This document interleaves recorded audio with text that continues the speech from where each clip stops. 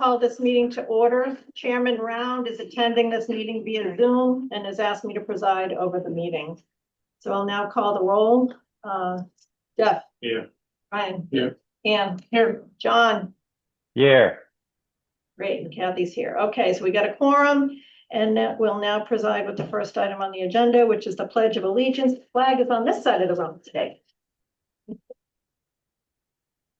Pledge allegiance to the flag Flag of the United States of America and to the republic for which it stands, one nation, under God, indivisible, with liberty and justice for all.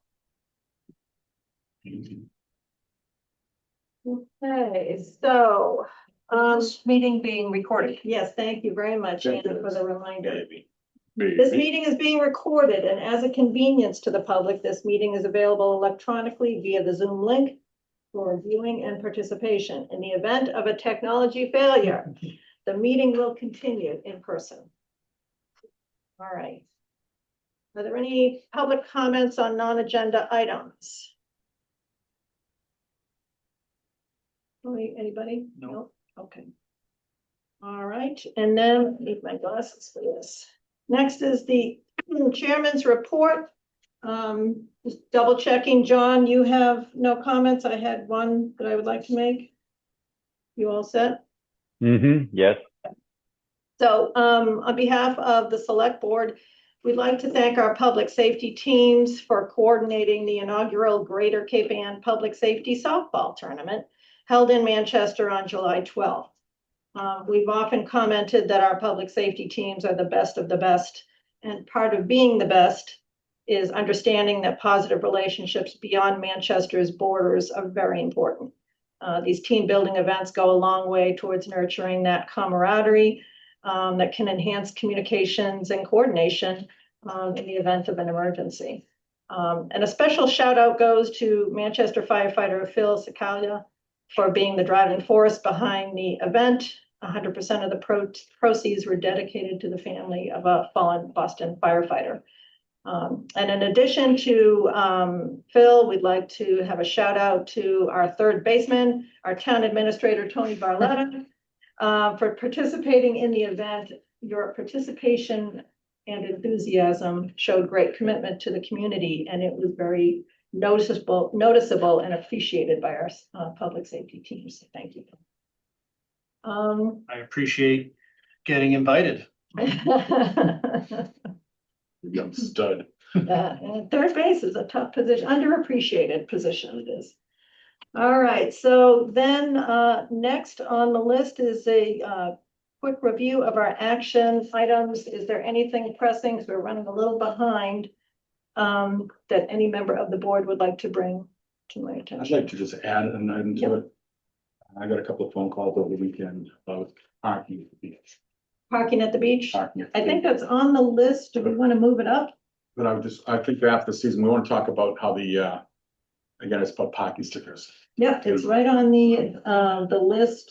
Yeah, just like, what is it? It's for October. Did you want to do it? No, October is good. I think we should do it after the season. Yeah. And before anything else is decided for next season. Got it on the list. Anybody else? John, was there anything you wanted to comment on? No, nothing on the action items at this point. Okay, I just did want to make Thank note that regarding the tree policy, we can do that maybe the second week of the second meeting in August. I just didn't want to bother DPW while the trash uncertainty was in front of us. And it was noticed that the Ocean Street discussions were delayed to September. Is there some delay in the contractor getting back to us? He had staffing changes. We were supposed to be the second week of August, Yeah. and he had some staffing changes. One of, I think Ariel, left the company, so, they asked if they could have another week to put stuff together, which bumps us to the first week of September. Okay. All right. I think. All right. They may have the draft to us before then. Oh, that would It be would good. just be the public discussion. Yeah, if they can get the stuff to us as soon as it's ready, that would be great, and then we'll have time to look at it. All right, next item. While they're not in attendance today, we did want to take an opportunity to recognize the retirement of two members of the Harbor Master's Office, Paul Stone and Claude. Is it Baudet or Baudet? Okay. Baudet, see? 5 years of French classes, I wanted to make sure. So we wish them well in their retirement, and please, relay our thanks to them for serving the community by on. I have a couple of awards that I'll send. Excellent. Fantastic. Thank you. All right, let's see. Now on to our action items. We have drought update. Tony. So I sent out a draft, updated press release, and in front of you is a draft, backup document that I just produced. Our Lincoln Street well is back online, pumps back online. However, we are still in a declared level 3 critical drought by the state, the northeast region. Chuck's online. He can jump into. He sent over some updated information of the Gravelly Pond level is at 26 feet. Full is 31 feet. We usually do get down to 26 feet at some point in the summer, but it's a little bit earlier this time around because of the drought and because we have been 100% of our water supply on Gravelly Pond for the last few weeks because of the Lincoln Street well being down. So we're back up with the Lincoln Street wells back up. Lincoln Street well is back up, but Gravelly Pond is a little bit lower than typical because we've been pulling from Gravelly Pond for the last few weeks. So what is good? So 31 feet is full. full. 26 feet isn't alarming. It's not something that is overly concerning, but we still would like to see that recharge and anticipate that it will now that Lincoln Street well is back on. I think the fact that we were down to one water source, that's pretty good. Demand on the system pre-water ban, we were averaging 900,000 gallons per day and sometimes over 1 million on peak days. Since the water ban, we've been routinely down to 500 to 600,000 gallons per day. Wow. So we thank the public, the residents, for helping assist with the demand issues that we were seeing. But in the last week or so, demands have started to creep back up a little bit to 700 to 800,000 gallons per day. Will Chuck be shifting some of the burden of the sourcing of the water back to more than usual to the Lincoln Street well to let Gravelly Pond perhaps recover a foot or two? Yeah, Chuck, can you hear me? That would be Chuck, yes. Yep. That's the plan. That's what we would typically do. In just a regular summer demand season, we let the well go, unless we're seeing obvious drawdown issues. But so we will, give some relief to Gravelly Pond. But as Tony was saying, if we start seeing, regular demand in the million plus gallons per day, like we're not going to see a lot of recharge in Gravelly Pond at that level. Like, we'll be lucky to maintain the level. Okay. Yeah, anyone in the room, any board members in the room have questions? Yeah, reading the state report, it leans fairly heavily on the fact that we're all drawing from the same river basin. And my understanding, and this is for Chuck, are we in fact in part of the Ipswich River Basin? We are certainly not part of the Ipswich Basin, so that's not what they're trying to say, even though sometimes it seems like it. We are the North Coastal Basin, which was separate of Ipswich, but the northeast region, as it's shown on the drought maps from the state, are predominantly the Ipswich and Merrimack River, those basins. So those are different sub basins. They just, for the purposes of their drought plan and what they're talking about the northeast region. in that, that's what the difference is.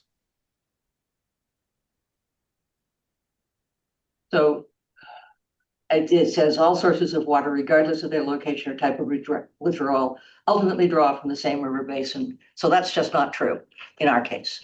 I mean, I've never heard anybody say it like that, so that I feel like Oh. that's just kind of off. It's in their report. Yeah, I mean, I can't speak to their report. I didn't get to QA/QC it before it went out, but yeah, that I think they're reaching a little bit there, and that's not really how it's traditionally been viewed. I'm not sure what they're kind of hanging their hat on there. Seth, Brian, do you have any questions? No, I just think we're under a one size fits all plan and it doesn't really apply to us, unfortunately, but.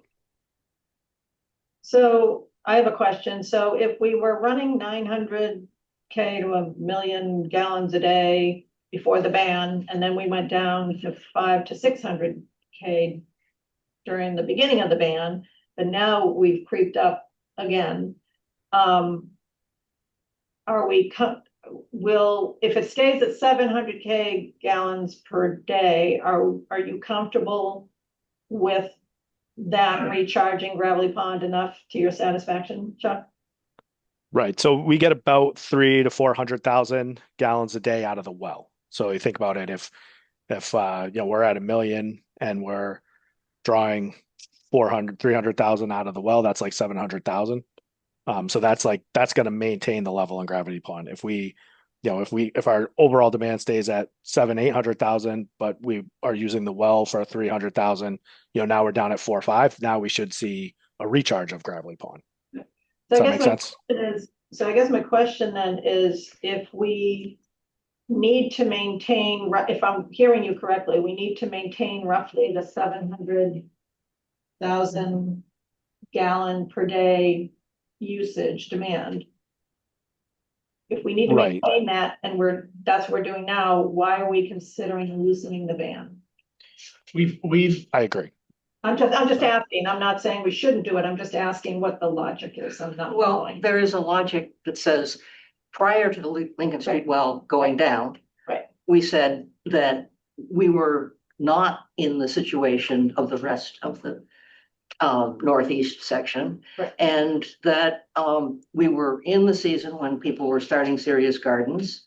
Right. And this was, we were not in this is sort of like, We're planning ahead. no, it's sort of like putting bricks in your toilet bowl because there's a drought in California. We looked at what Danvers has in place, and they are on the Ipswich River, which is in more of a Yeah, that's a situation than mess. we are. And their non-essential water ban was more loose than ours. Yeah. They allow for filling of pools. They allow for irrigation systems, but limited to 3 times a week and in certain hours of the day. What about the car washing? They allowed car washing. They didn't have boat washing. But then when I looked up DEP's regulations, DEP recognizes the importance of boat washing, especially for spreading of invasive species. So we added that into the proposed ban that was in your packet.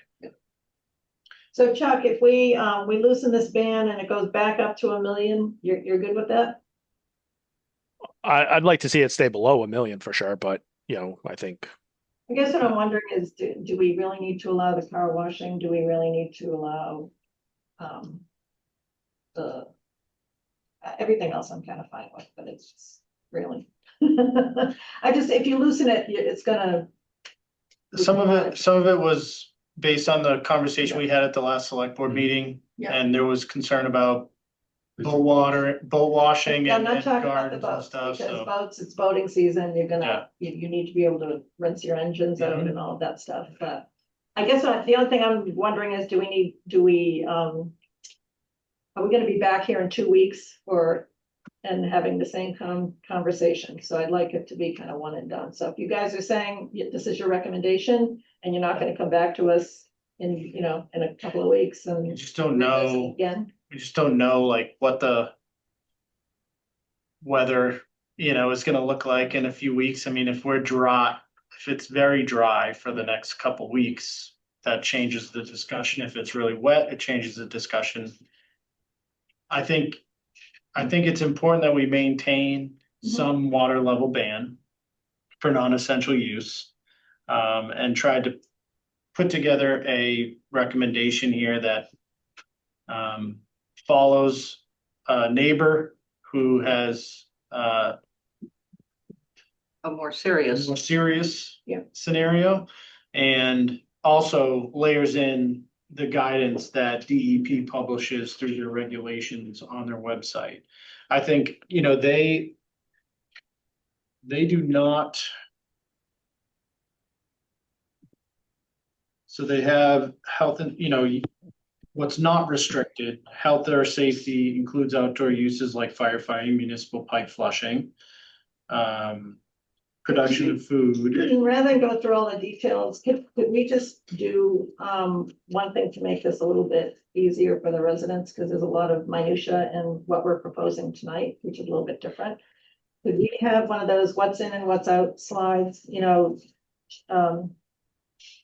Tiffany did that when we did a water ban a number of years ago. It was very clear. Here's what you can do. Here's what you can't do. The list of what you cannot do is getting smaller. And it would be nice just to have a standard set of collateral that if we have to tweak it, it's easy to read, easy for I people to think understand what they can this- do. This document, I know you just got it. Yep. I think captures that pretty well. It does not include, for example, washing of vehicles unless it's to meet the core function of a business. So private washing of vehicles is not allowed. But I don't think we have a lot of people washing. No. I haven't been by one yet. And I haven't seen one in years. Yes. So. Not sure what we're banning, but if you're comfortable, honestly, I'm just not sure what we're banning. It doesn't feel like we have a ban, which is fine, but I That's just doesn't. fine with me. It doesn't feel like we have one. So Yeah. I just trying to avoid some overall confusion. it's essentially. Just a ban in terms of time frame. That's all. That's- Yeah, essentially it's limiting the use of outdoor irrigation systems Right, to Tuesday, Thursday. 3 days a week between, prior to 8 AM and after 5 PM. Hand watering we were allowing before. Yeah. We did not allow boat washing before, but now we are. We can eliminate cars from that. So. And then I think this explains it in more depth. Right, I just think we can simplify the communication and make it easier for the residents to follow. So anyway, that's my 2 cents, but I'll move that the select board continue the mandatory ban on non-essential outdoor water use as described in our select board packet. Second. Do you want me to get rid of car? I'm fine with with the ban as you have stated it. I think the communication about what is and is not allowed could be simplified to make it easier for people to understand what they shouldn't do anymore. We'll But do that. I just, yeah, do you guys want? there was no Include concern, vehicle just discussion washing. from the board. I didn't hear any concern expressed about car washing. Do you I want don't to? care either way. I don't think it's really I a. don't No. think- If it- I don't think there's a significant We may volume. as well Yeah. Include it, include, Like it's like, Janet? allow it. allow car washing is what you're proposing. And I'll drive up and down and There you I'll go. call you when I find something. Yeah. That's what it says. That's a simplification. That's a simplification, okay? All good, all right, ready to vote? Yep. John, Yes, Jeff, Yes. Brian, Yes, Ian, No, Kathy says yes. All right, next item, let's see. Waste, our favorite topic, waste and recycling curbside collection. What we got, Tony? So we had our public forum Tuesday night. We had some public input prior to that and a decent amount during and after. We also looked at, further looked at what neighboring town programs are offering. We did a further analysis on the projected cost of the barrels, the upfront cost of the barrels.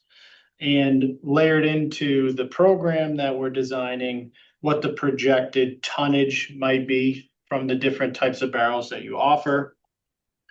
We spoke with DEP, and it was confirmed that the DEP grant will only provide a grant of $30 per 35-gallon trash barrel. So they do not provide a grant for anything larger for trash or for recycling barrels. Which means that full cost of those additional barrels are on the town. And so we went back and analyzed all these costs and tried to come up with the same intent of maintaining the 65-35% split between the general fund and currently fees that come from bags. And our data supported a higher fee than what we talked about Tuesday night, which ranged from $100 to $150. However, in looking at the data as to what residents most likely spend on bags today, we really felt it was important to keep that standard package low and work on some of those alternative packages and the pricing associated with that. We also talked about, on Tuesday night, we talked about offering the option for residents to get a second 65-gallon recycling barrel. But once we found out about the DEP grant, and because of a lot of the comments that we heard from people about lack of space for these barrels, we changed that recycling option to the standard package being a 65-gallon, and then you have the option to go up to a 96. And then we have, for seniors or mobily impaired, the ability to go down to a 35. Why is the 35 the same as the 65? We don't get any grant for a 35-gallon recycling barrel. So we still factor in that. Yeah, but you don't get any grant for a 65-gallon either. And they're adding less waste. One thing we did talk about briefly to bring back to the select board once we kind of get a little bit more info on what people select, was potentially an abatement for seniors on the total cost. And really that's what those barrels are for. Not to reduce the cost of reducing down to 35, but a reduction or an abatement option for the total fee. What about abatements for other situations, edge cases like those with the private trash pickup, but no private recycling pickup? Or private trash pickup, and so there's an opt-out, but it's like you're all in or all out, Yes. and some people don't have an option, so. Yeah, we're not considering a split between the two. Okay. We talked about an abatement for those with private haul, like a dumpster for trash and recycling. But since they're not being charged anything at all through this program design, through these fees, there's really no abatement there to offer. If they were still being charged something, You mean they're not being charged, but. if you have a private hauler dumpster scenario, Right. You're not being charged a trash fee at all. This is only for curbside collection with the uniform barrels, Right. is when this fee would apply. Right, understand. But if you have private trash, but Not recycled. not private recycling, here, the town takes the recycling. What is the option there? We don't have that option. Okay, so so for those in that situation, we can opt in to go all in with town trash and recycling? Yes, depending on the property type. Mhm. We have a max of a 4-unit building. Okay. Anything Well, those larger people than- could still bring their recycling to the transfer station, right? Yes. Right. And again, 65, That's why it's a little bit false to say that you're not participating at all, because 65% of our trash cost is paid out of the general fund. So in a way, most of the funding comes through real estate taxes. So everyone's contributing in one way or the other, which, For trash. for that's public like that. trash, public property trash too, it makes sense.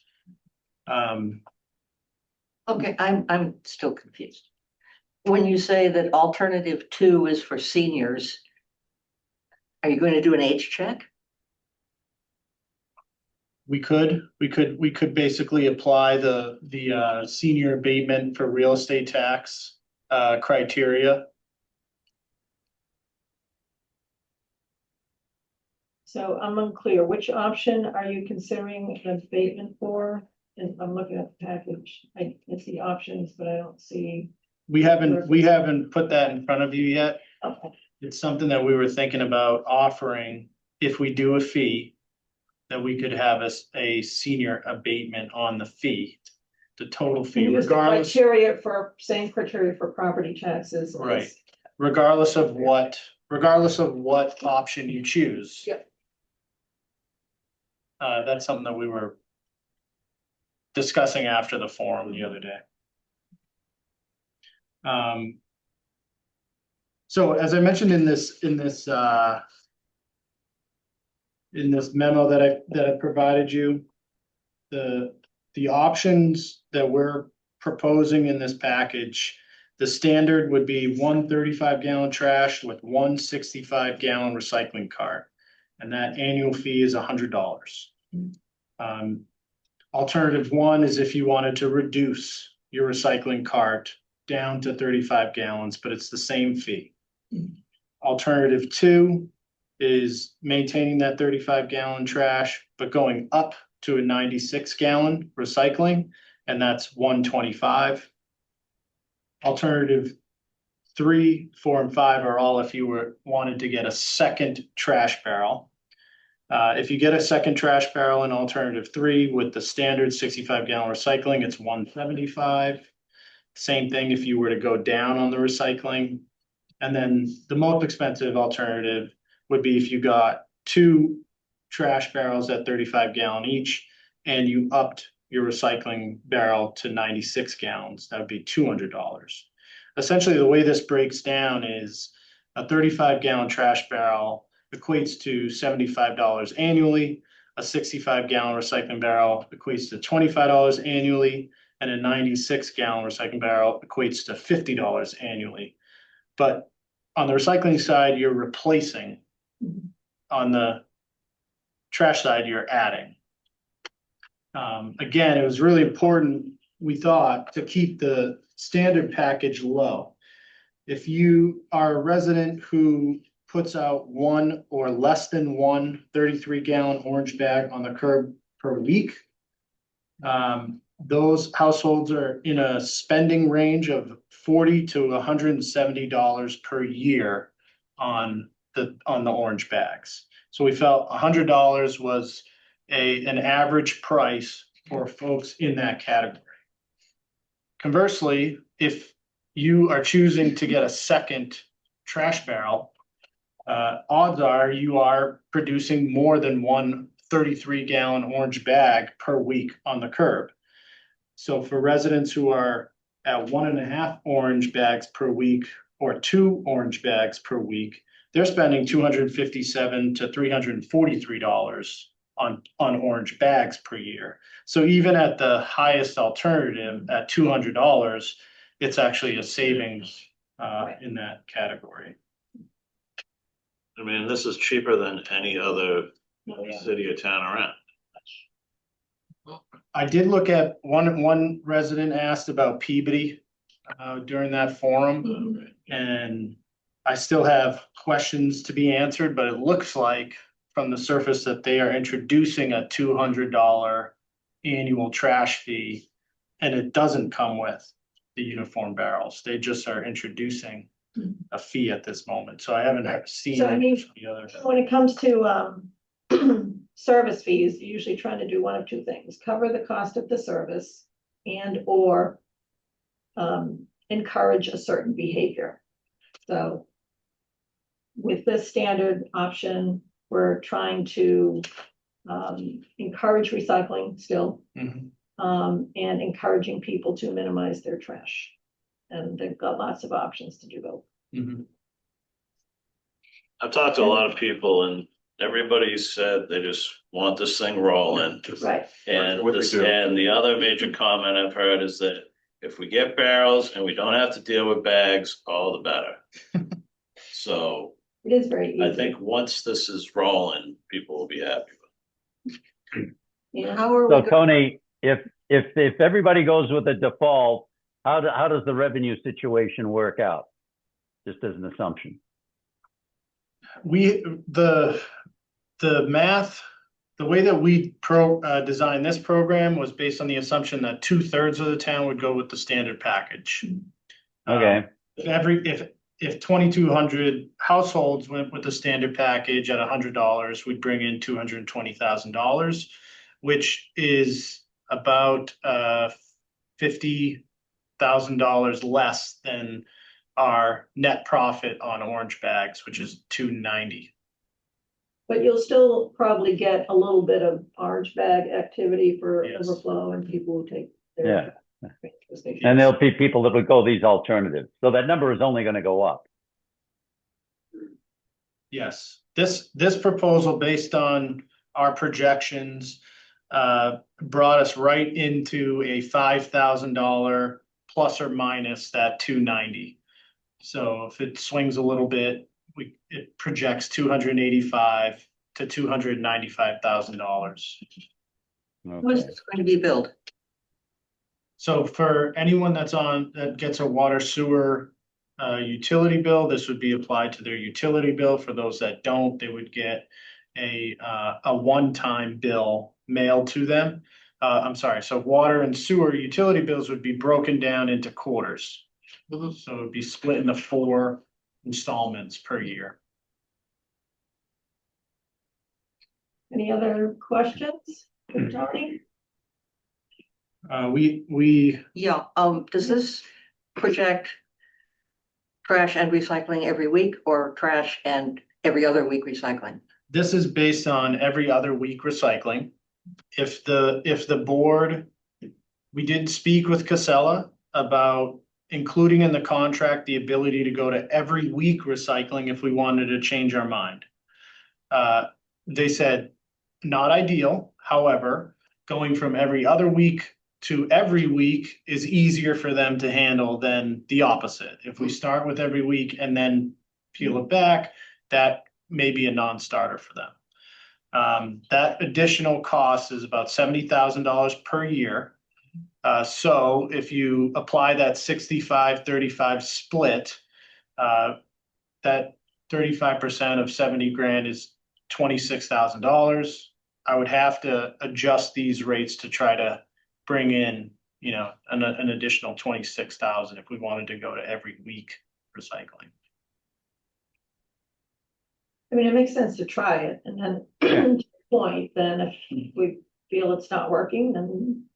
easier to get So back. we can change when we want to and not at the next year. Or did they give you a time frame? Was it 3 months? I asked them if we would be able to do that as the start of the second year of the contract, which would be July 1st. That's the way that I talked to them about it. I think you really need to get a good case study of whether it works or not. Yeah. Especially over the holidays. Right. I think that's Yeah. really important to see how folks, deal with that added level of trash and recycling around the end of the year holidays. Yeah, that's a good point. How are we going to know, other than emails coming to us? I assume they can keep track of barrels they pick up because there are serial numbers on them. They have serial numbers that are tied to the address. They're working on outfitting their new trucks with cameras as well. So if That's my question. So they know what barrels they're picking up. So Yeah. All And they're right. also, per the contract, they'd be required to tag anything that they can't collect and check off the reason why they didn't collect it. But yeah, I think for the most part, John, I think it would be from public feedback. You know, Okay, near the end of the fiscal year, we could ask residents for their comments as to how did this every other week recycling work out for you for the last few They months? have it out and to get through one budget cycle as well. We probably need to know, get a sense though, as we're doing the budget for the following year, right? So if you do take a poll, it may need to be not towards the end of the fiscal year, but more right after the holidays or Hmm. February, you know? just Yeah, to make- early. Yeah. That makes sense. Back to your point about just getting these rolled out and getting started. We do, in order to have these distributed by the first week of September, we have to order by the end of July. Ideally for the town, having residents be able, giving them the proper amount of time to select what package they want before we order would help us with our ordering. But we can take a pretty good guess as to how many barrels of each size we think we're gonna need, put that order in by the end of July, and then still allow residents to make their selection afterwards, and then we'll program that in before they get distributed. It's just running a little bit of risk as to ordering too many or not enough certain sizes here and there. But we can order more as we go if needed. Yes, there is 100, I think it's 100 barrels per order, right, minimum, so we can't just say, give me 5 more of these or. Right, yeah, no, I get it. But I think we could get pretty close. I think we can get pretty close. Are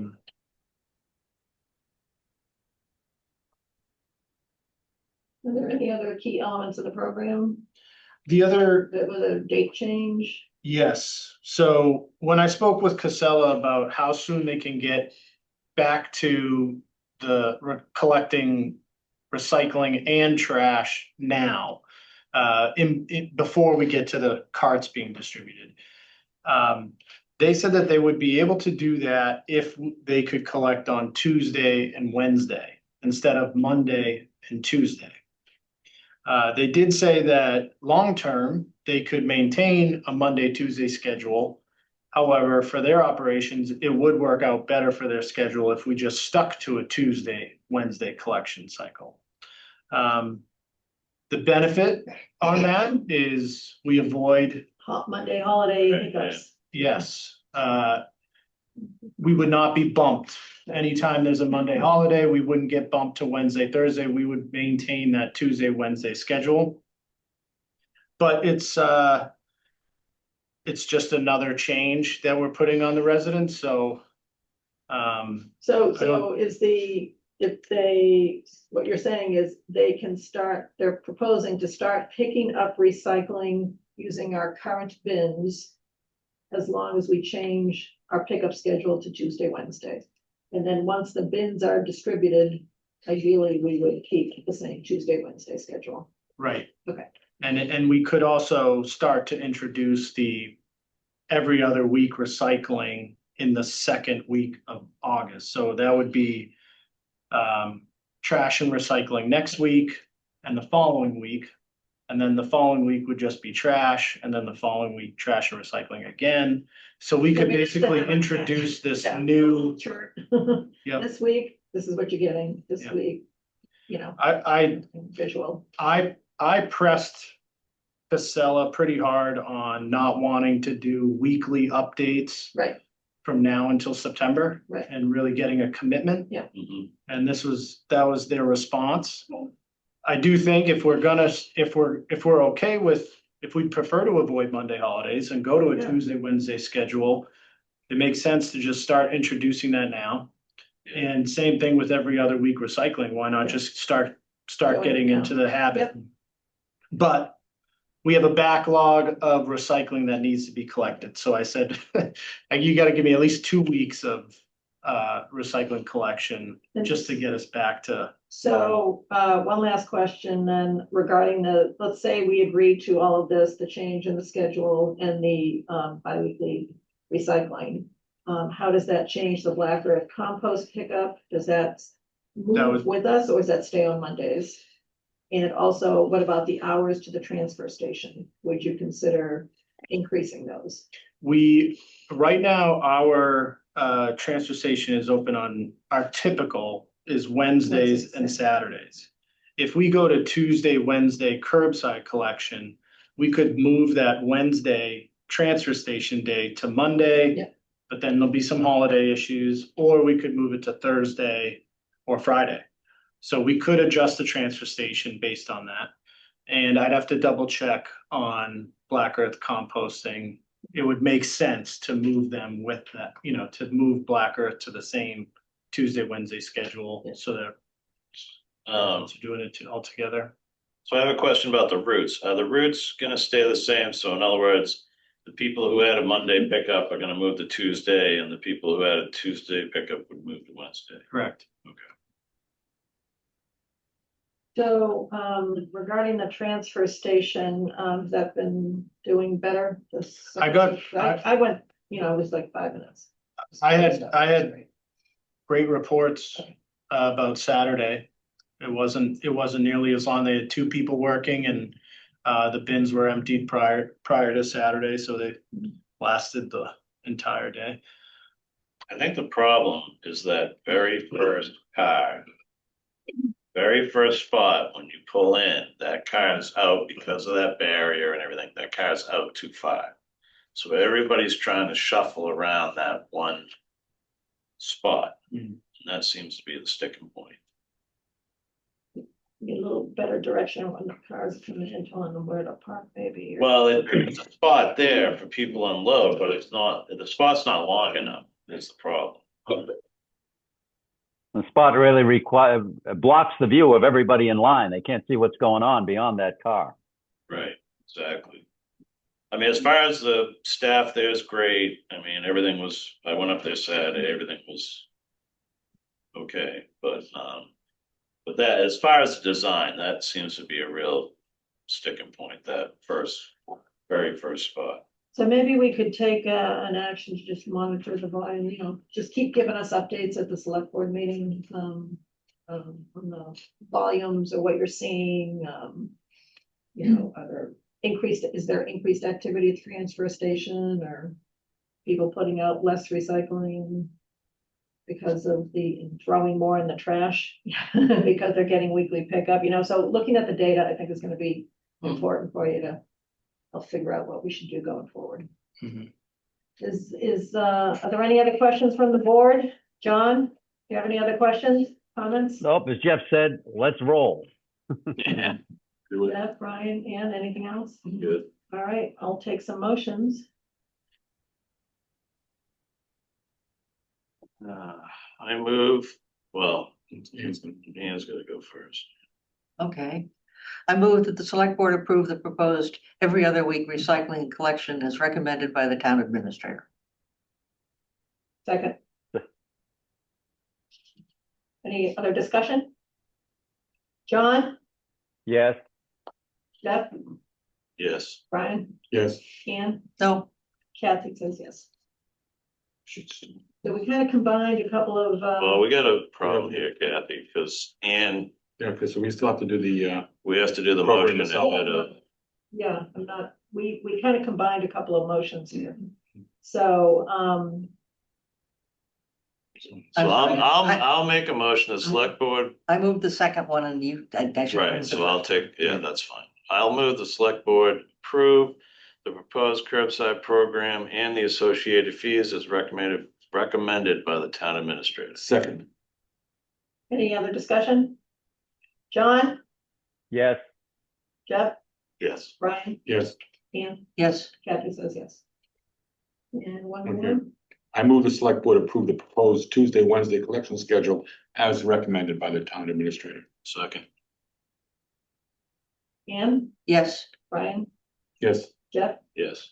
John, Yes, Kathy says yes. All right, we're done with trash for this meeting. Onward, next item, early voting hours for state primary and state election.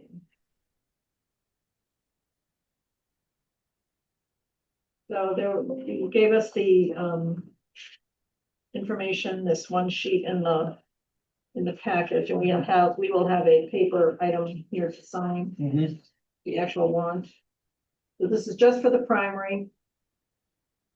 And the state election, so Oh, sorry. September 1st and November 3rd. Oh, this is for both, okay. Yep, Yeah. and soon we'll be coming back for a warrant for The June- special town meeting in the fall with the election related to that. This is just So the, this just says the primary, so this is just the September primary, it doesn't say the November general. And state unless I'm election missing does. it. Yes. Where is that? State primary on November, first and state election on November 3rd. Mhm. Okay. what's the one that you sign? Yeah, what we're. going Second to- column. I'm sorry. This is what we're looking at here. Oh, yeah, I'm looking at the paper we're about to sign after we vote, and I didn't see that here, so that's why I'm confused. No. So there should be another sheet that we have to sign. They're two different warrants, right? I would think so, yeah, two different elections, two different warrants. missing the general election here, Okay, but we're voting on. we're voting on both, On both. so then we'll need to, we have plenty of time for that other one, because it's not till November, this is a little more time sensitive. Okay, got it. Got it. Is there any questions from the board?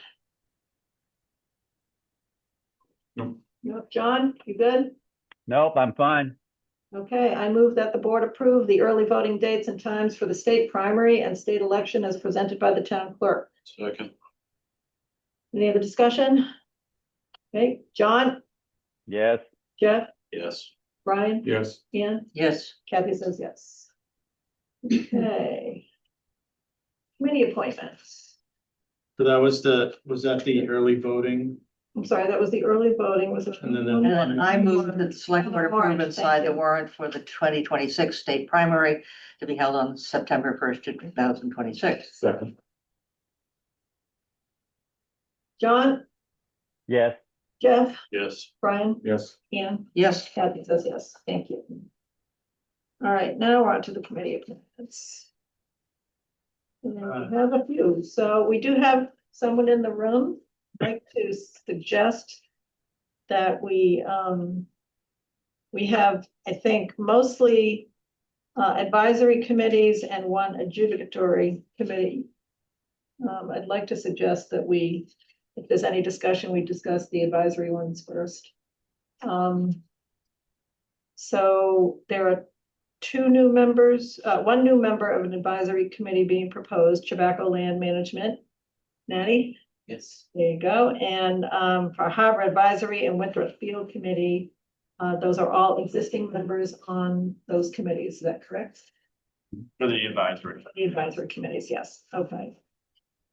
So Maureen, will you give us a debrief on? Yes.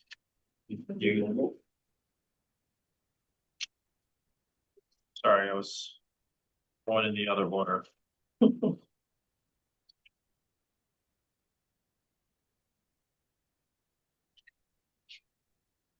Okay, Nathaniel or Natty Montoya. We met early in June. He is interested in the Chabaco Land Management Committee. He's an avid trail runner, an avid user of the property, almost weekly. Has no previous municipal committee experience, however, is on the Manchester Youth Soccer Board. His wife grew up here and they both moved back to Manchester a few years ago. He's done a lot of homework on the Chabaco Woods Committee, looked at their previous meeting minutes and spoke a lot about, having that boots on the ground experience added into the committee, someone who's an avid user of the trail and really tried to bring a new perspective to the committee and one that involves volunteering, with, trail maintenance and real, weekly kind of use and activity on the trails itself. Excited to learn from the existing members, understands the demand of the committee and able to meet that.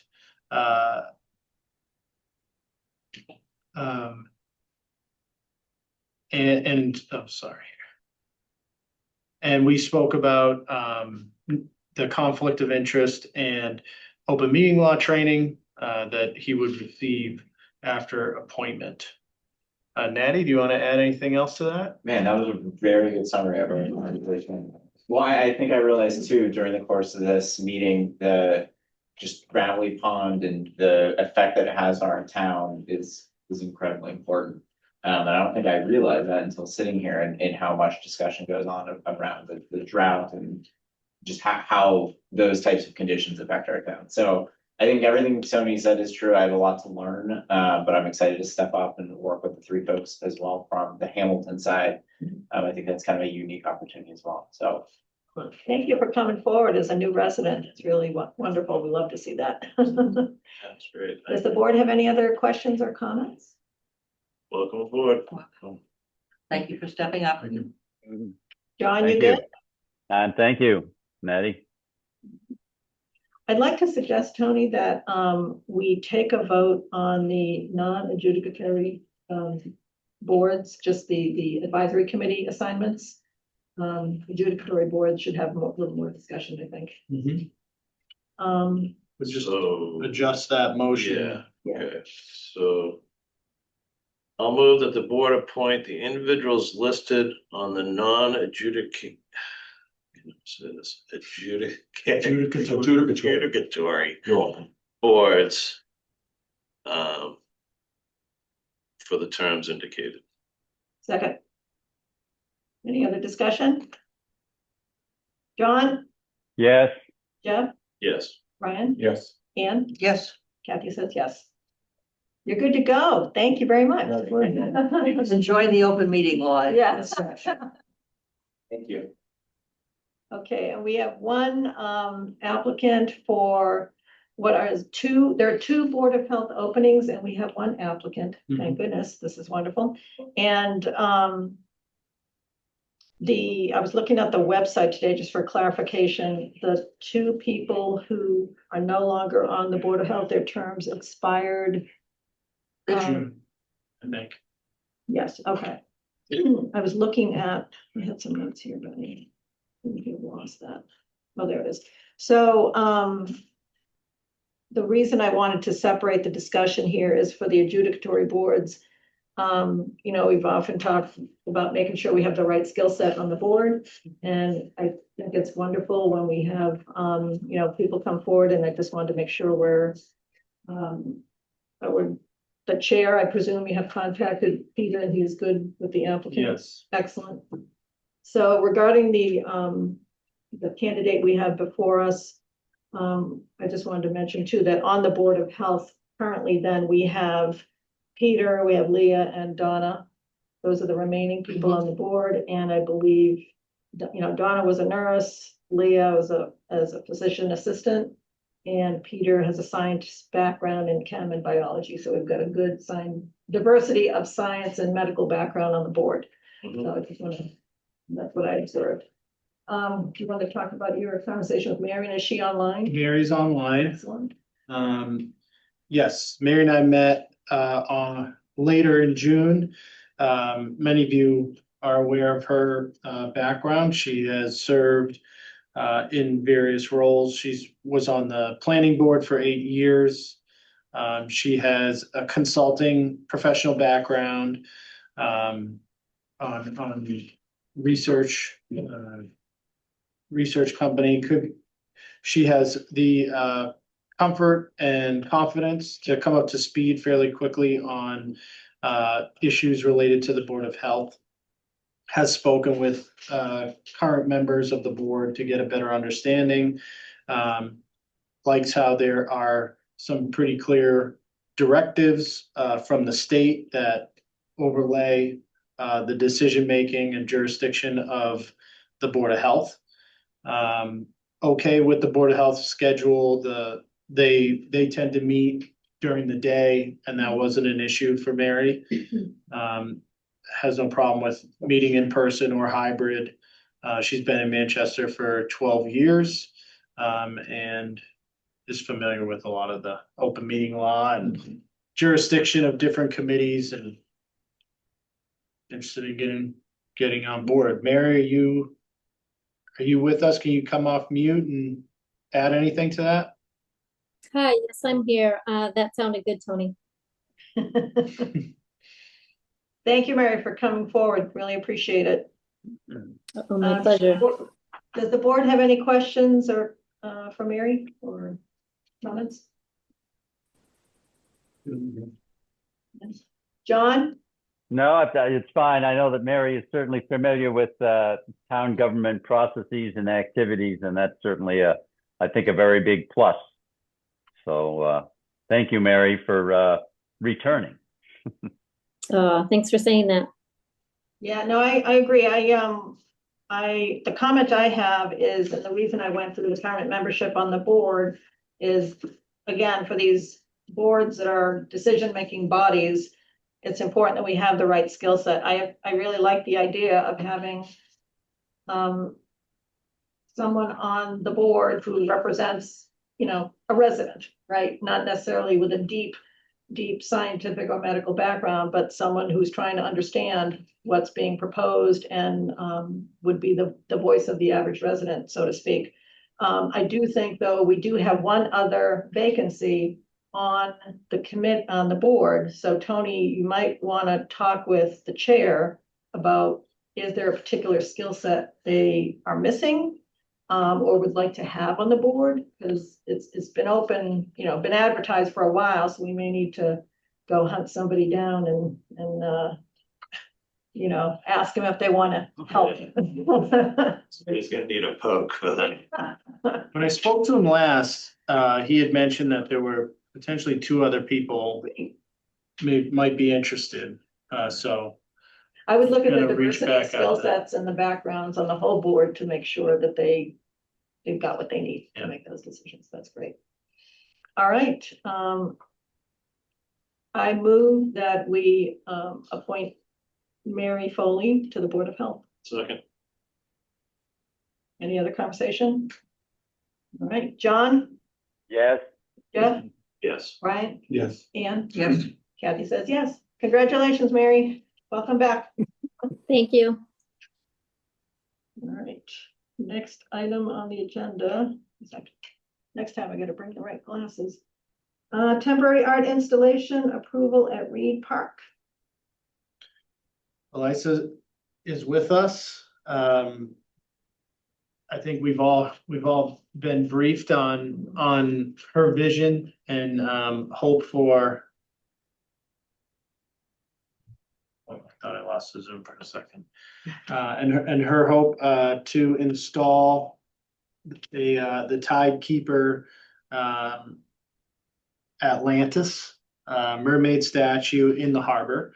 As she is working through the permitting and engineering elements of installing that in the harbor, she has sought out a temporary location at Reed Park and has received an approval from the Conservation Commission because Reed Park does fall under their jurisdiction for permitting with a 1-year permit for this temporary installation. It is now seeking approval from the select board. Since the select board are the caretakers of this public property, it does need your approval.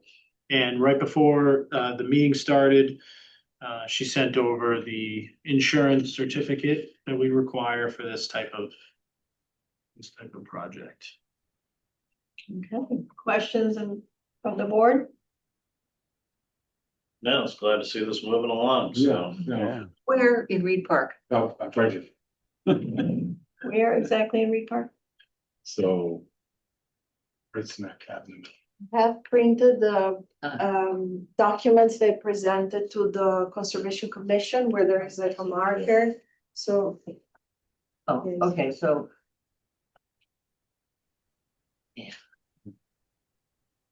Thank you. Not a big fan of irrigation.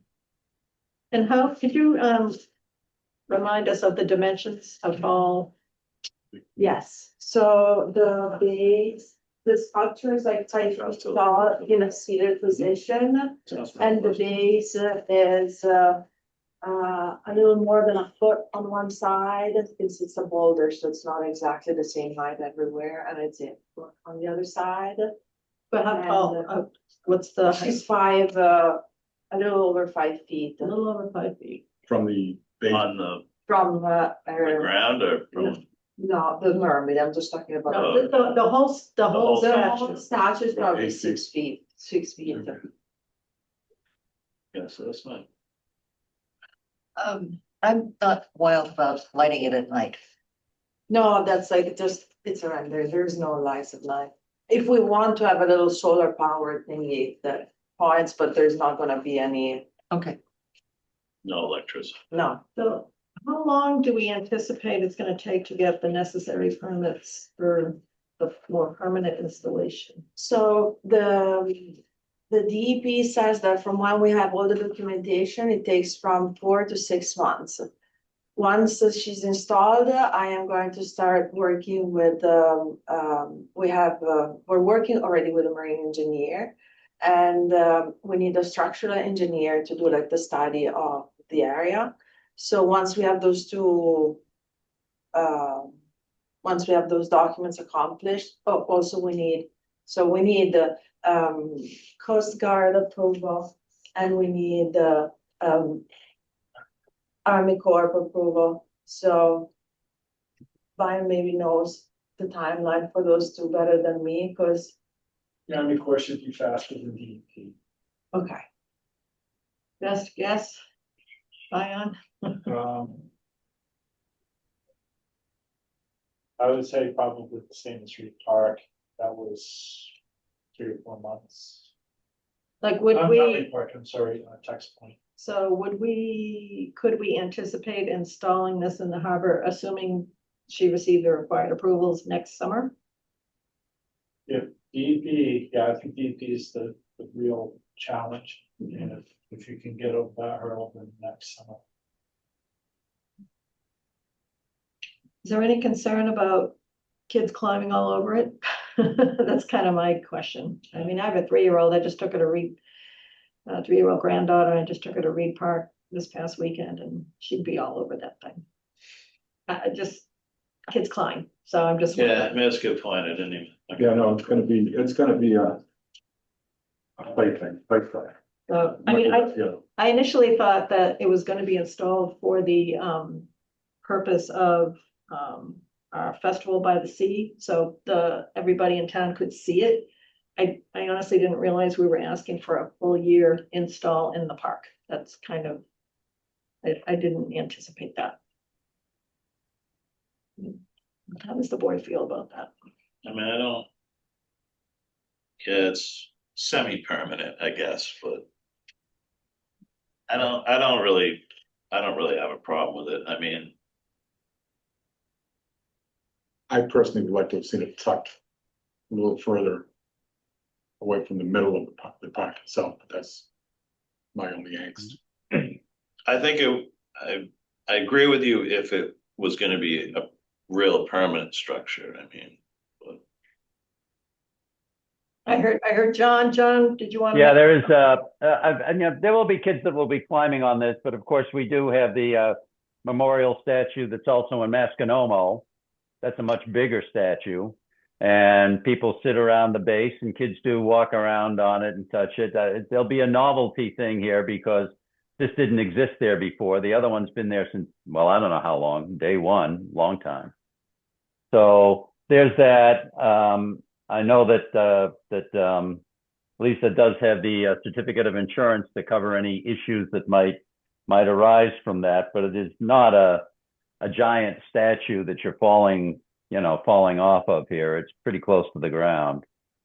So, and you know, the approvals take time, and I know that Elisa has dealt with all of the appropriate people in terms of gaining the approvals that are needed. DEP is the key thing.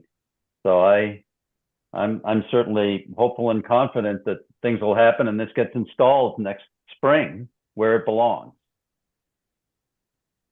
Where exactly, I did bring the wrong glasses today, so I apologize. Where exactly is this in Reed Park? Is it near the, So it'd be about halfway down the path and off to the left a little bit. halfway down the path? We're also open to suggestion if you guys prefer. But that's what was proposed. And we need to keep 10 feet from the So walkway. the walkway to get to the temporary docks, this would be on the left Walking side. down on the left, Yes, at least 10 feet away from the walkway. yes. Where there's that beautiful tree. How far is it? Is it under the drip line of the tree? Under the, Outer branches of the Yeah. tree? yes, I'd say so. Yeah. Mr. Rendering shows it down.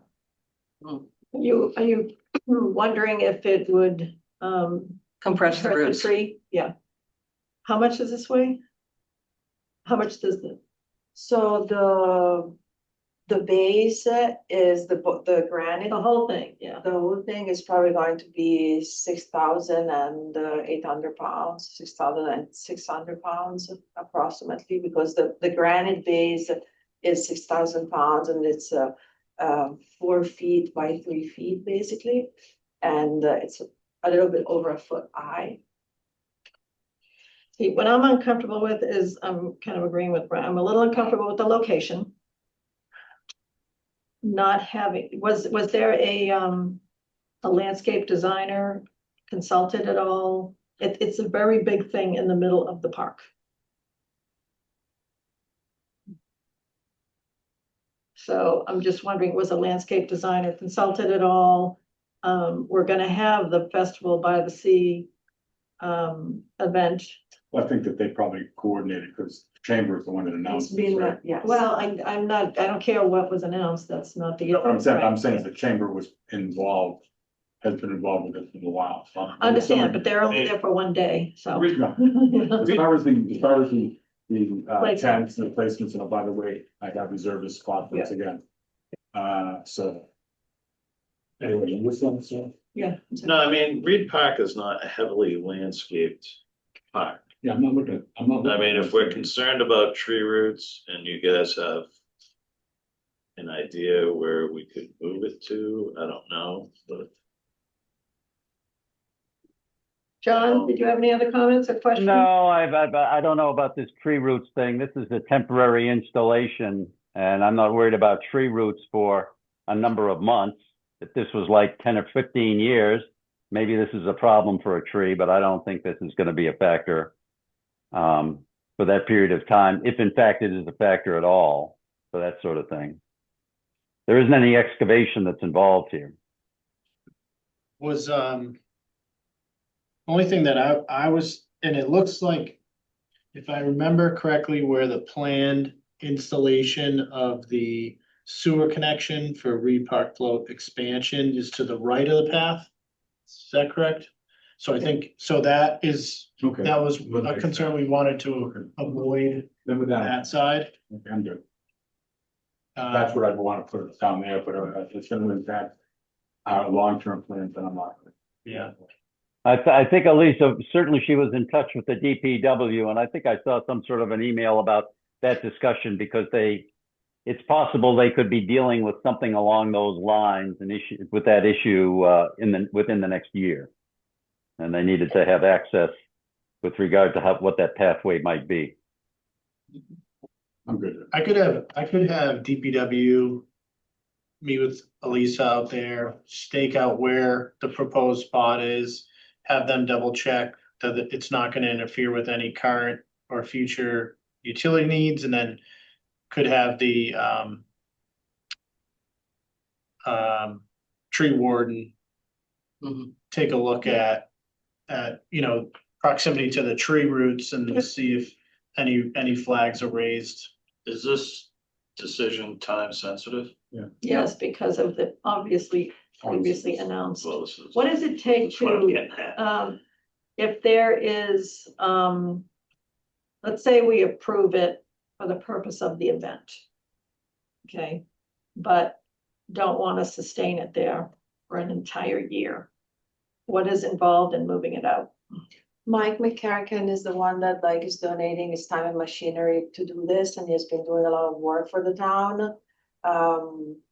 I don't think it's something that we would like to do just for an event, because it's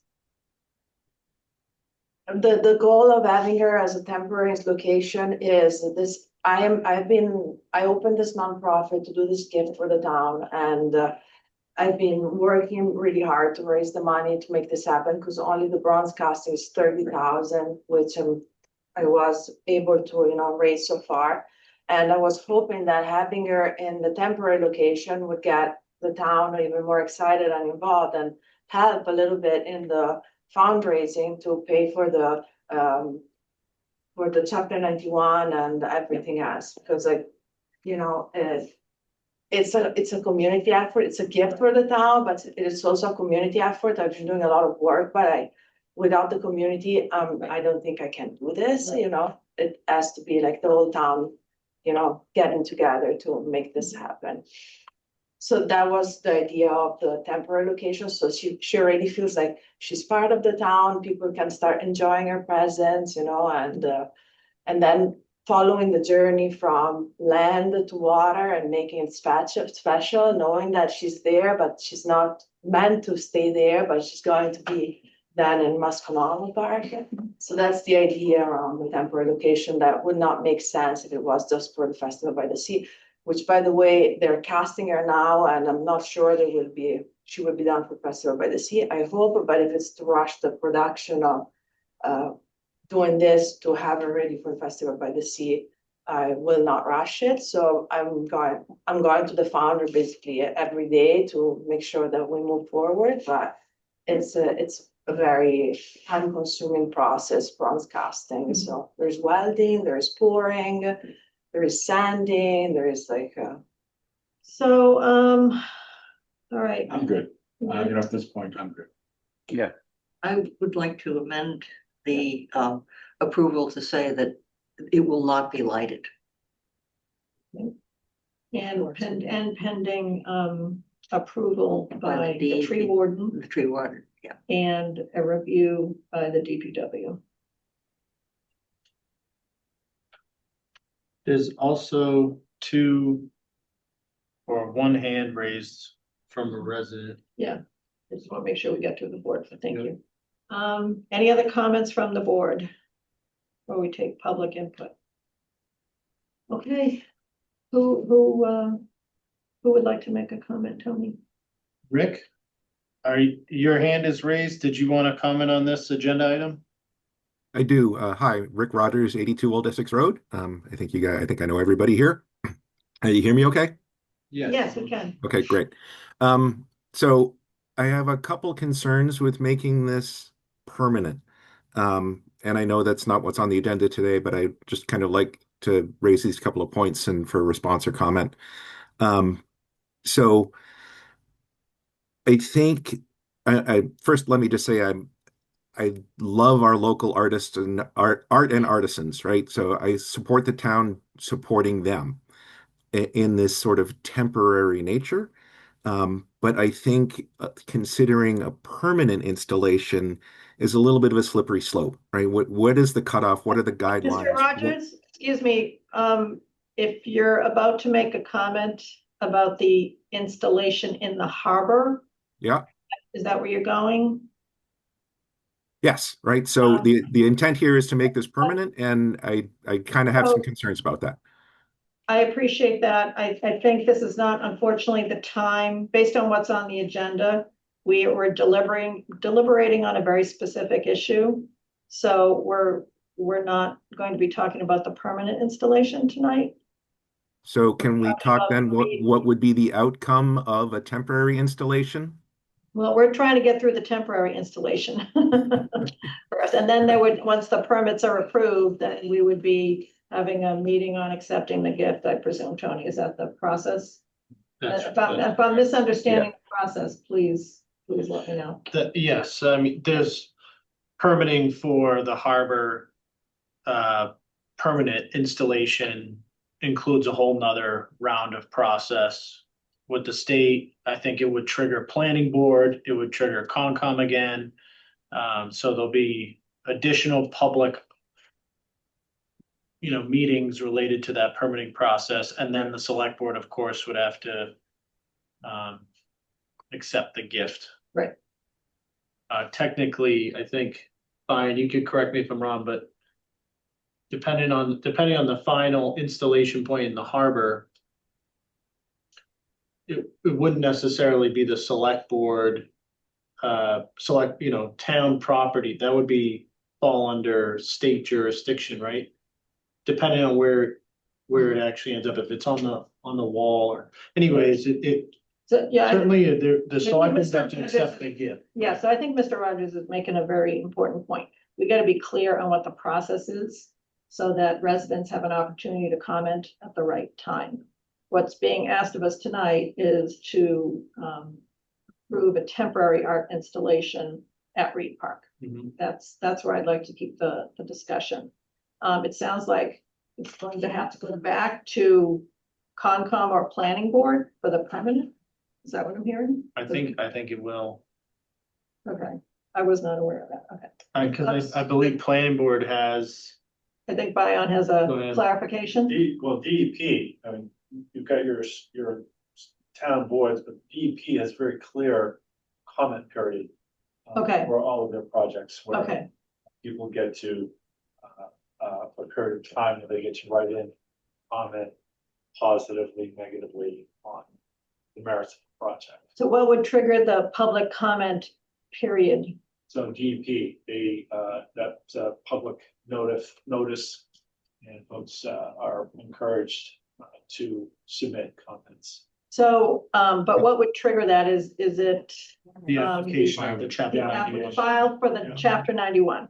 Yep. So what I'd like to suggest, Mr. Rogers, is that we make sure the public here in the town is notified of that application submittal, so that the public comment on the permanent installation, can happen at the appropriate time.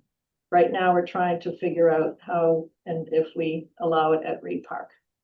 I appreciate that. And I missed what Bion said. Can someone just kind of recap it for me? Sure, so Brian here. I think the microphone is over here. Oh, it is, okay. Brian was just talking about the DEP public comment period triggered by the chapter 91 permit application. And Kathy was suggesting that we make sure that the public is aware of that process once it is established. Okay. Okay. Thank you. I appreciate the time. I didn't want to miss the opportunity. So if the Absolutely. opportunity still remains, then we're good. Absolutely. No, we just want to make sure the comments come in at the right time and to the right parties. Thank you. Thank you for speaking up. Is there anyone else, Tony, who would like to speak Yes. up from the public? Yes. S. Rogers, Sandy Rogers? must be. Sandy? Or was that Rick? What was Sandy's name? No, it was different. It was. She's trying to unmute. Give him 1 second. Okay. Is there anybody else? Well,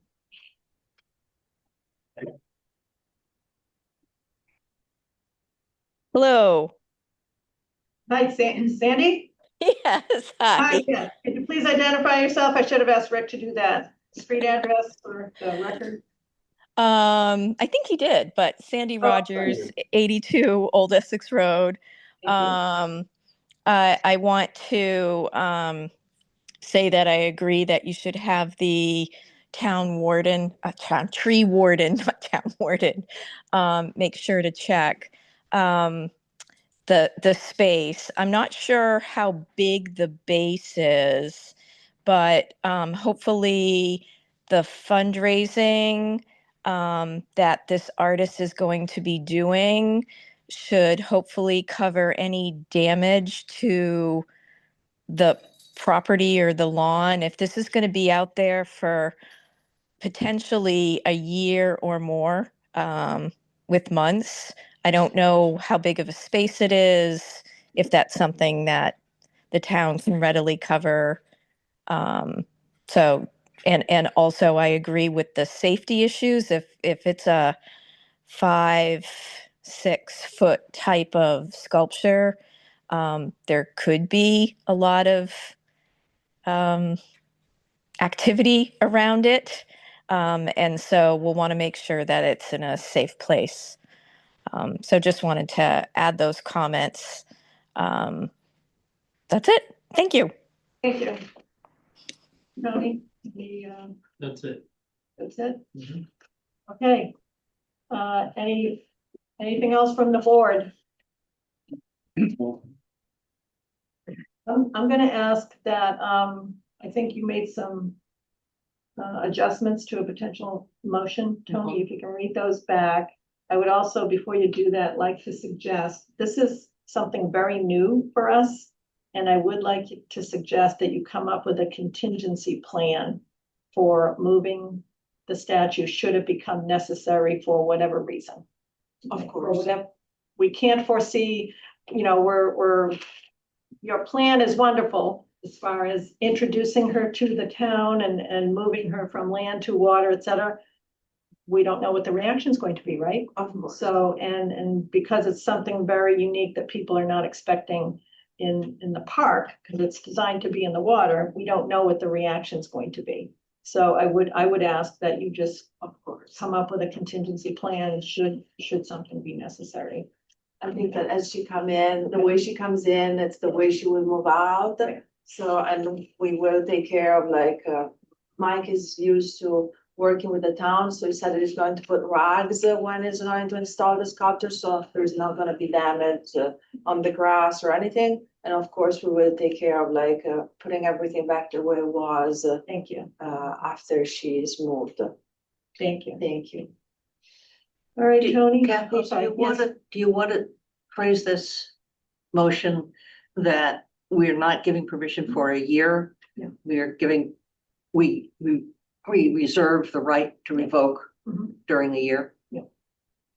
I think the Up to. motion was up to a year. And Yes. we reserve the right to revoke that such permission, Yes. et cetera. So you had a couple of conditions. I think Tony was taking good notes, so Yeah. I'm gonna rely on him to relay a good motion to us. How's that? I think up to 1 year covers. I think you always have the authority to revoke if you need be.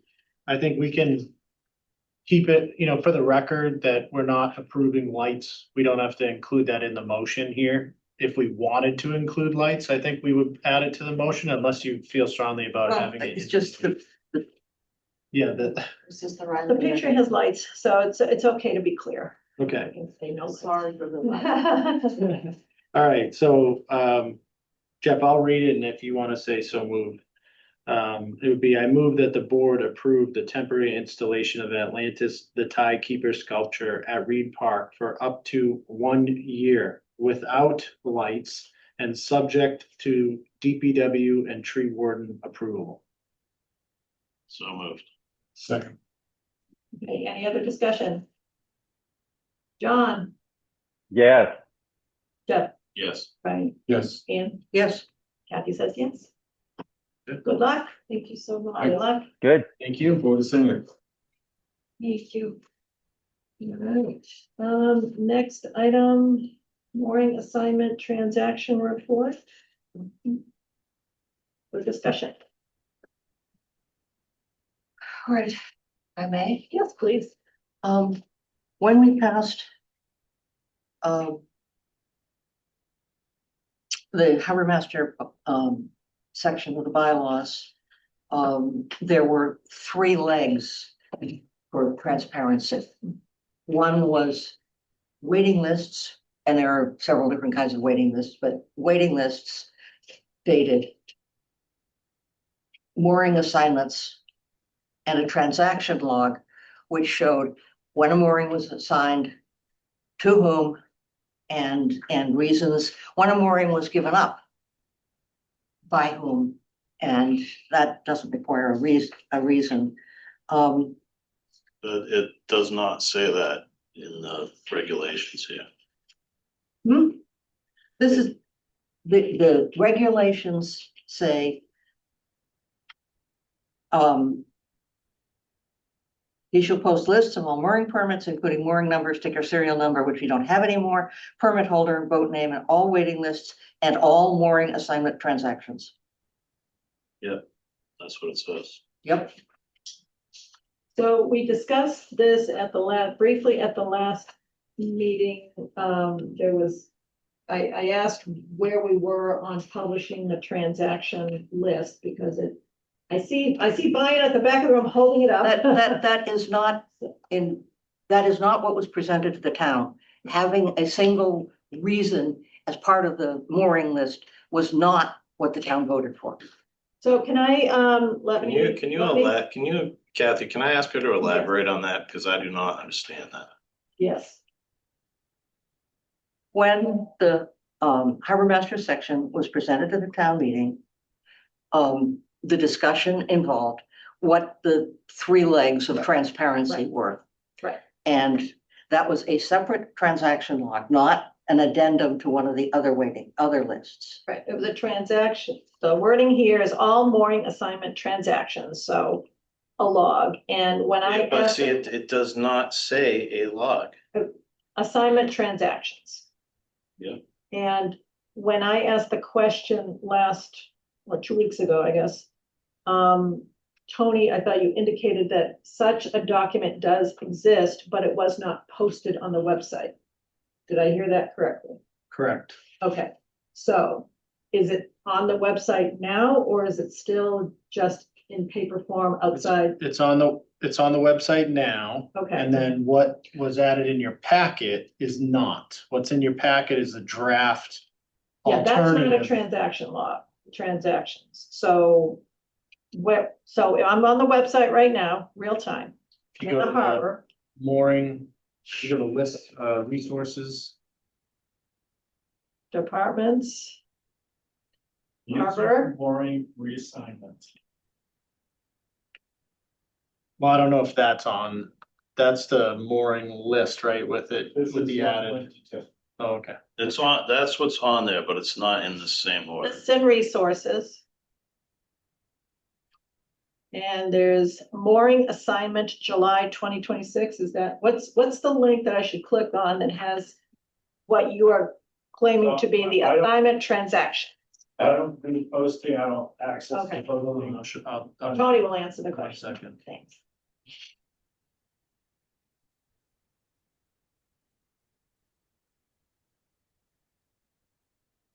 Harbor.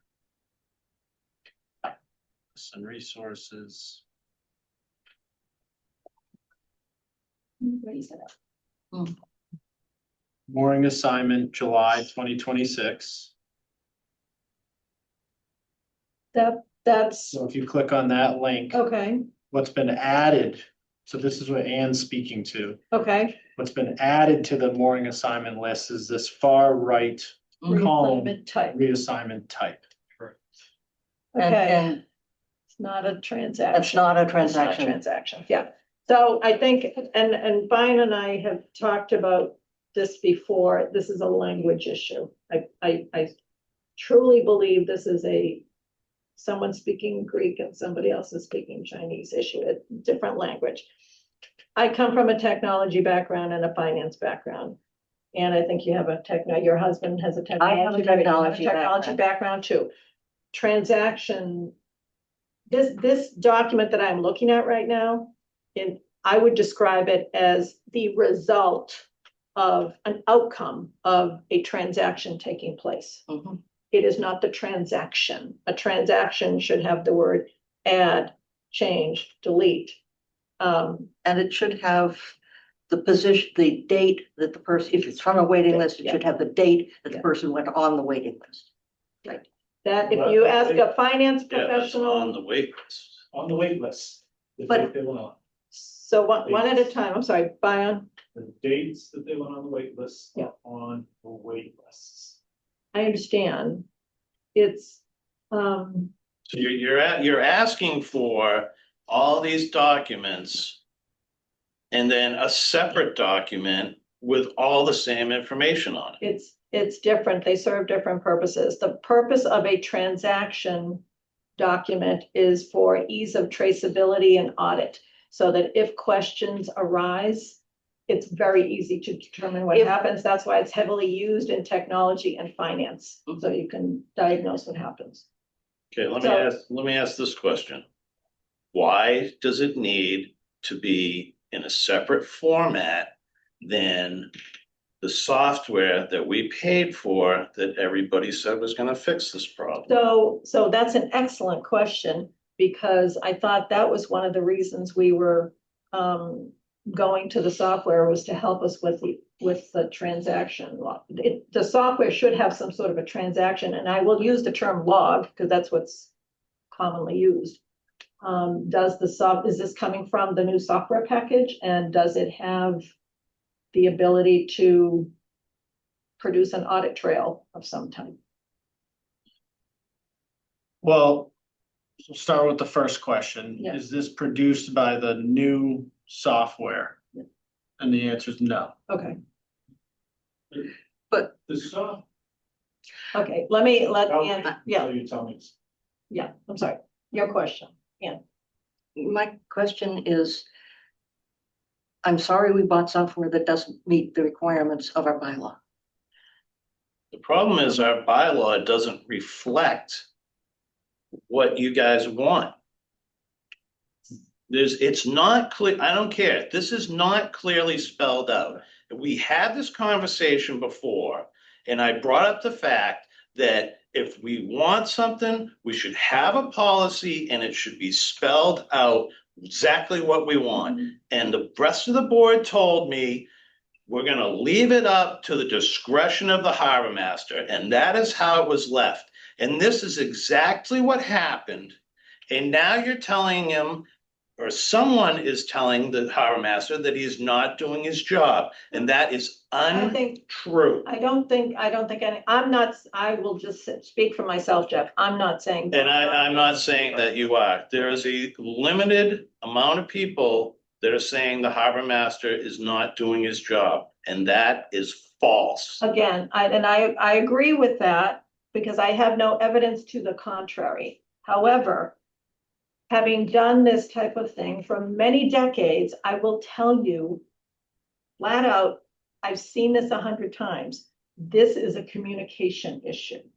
And to make it go away, which I personally would love to have Me it too. go away, I find it very hard to believe that in the year 2026, the software that you bought cannot produce a transaction log. I think now I'm gonna let you speak in 1 second, Bion, absolutely. I have to believe that it can produce it.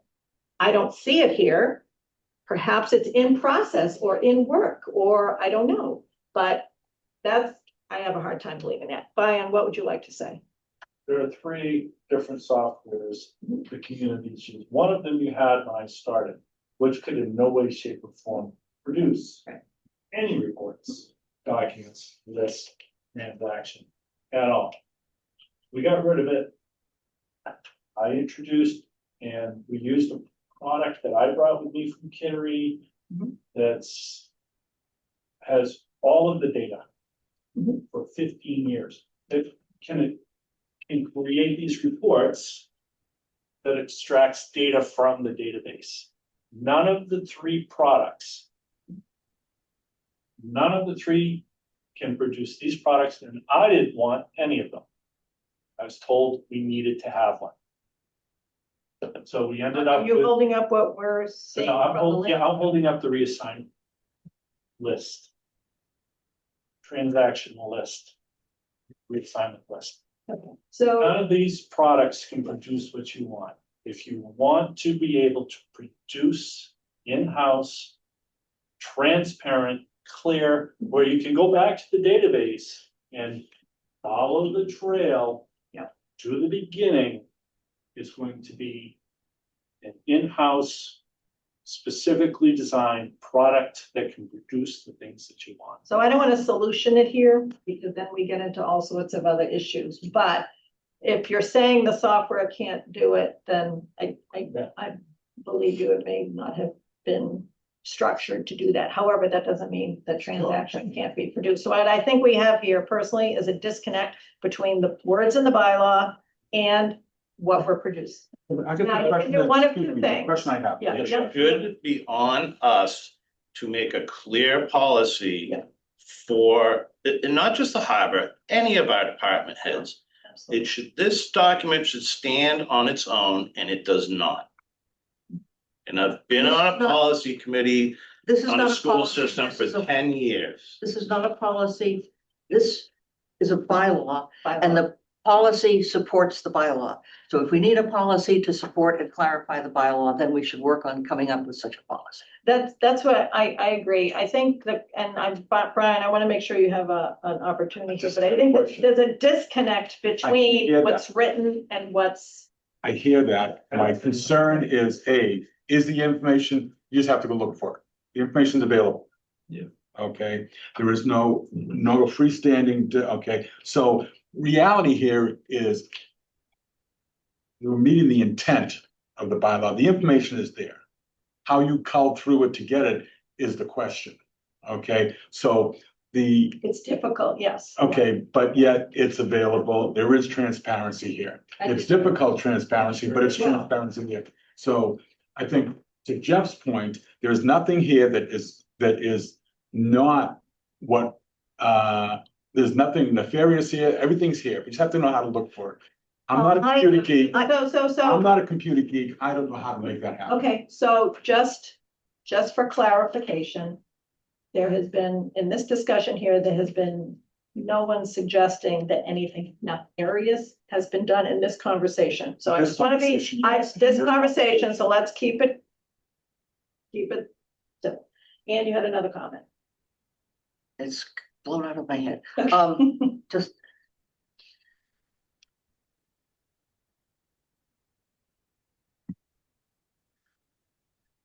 You would not disagree that there have been people there has been at least one person who has looked at these lists and has not been able to make the connections that you say are obvious. I'm not saying it's obvious. I'm not saying it's obvious. I'm telling you, I wouldn't know how to find it if I wanted to. I don't want to. Okay, one at a time. And then I'm gonna let Bion speak in a minute. I want to, Jeff first, then I would like John, if he has any comments, I can see his face. I apologize, John, I Okay. can't see you, so just No. let me have one comment, then it's your turn. We can on and on and on try to make the strictest policies be the most transparent. But at the end of the day, it's up to residents and staff, department heads to get together when there is a problem or there is a question. You don't sit home and micromanage our harbor from your computer. If I have a question and I look at something, I say, gee, that doesn't look right. I call up Brian, I go down to Brian. I've been down to his office a million times and I say, hey, what's this? Why is this way? I might not get the answer I want, but I understand what that answer is when I leave. And this is part of this process. This process is not for residents to sit at home and make decisions on what we do based on what is online. There needs to be a communication between residents and department heads. And I understand in this particular situation that communication is broken down, okay? But that is not, I don't know whose fault that is, okay? But there needs to be conversations to figure out what's going on and not just off a piece of paper. Thank you, Jeff. John?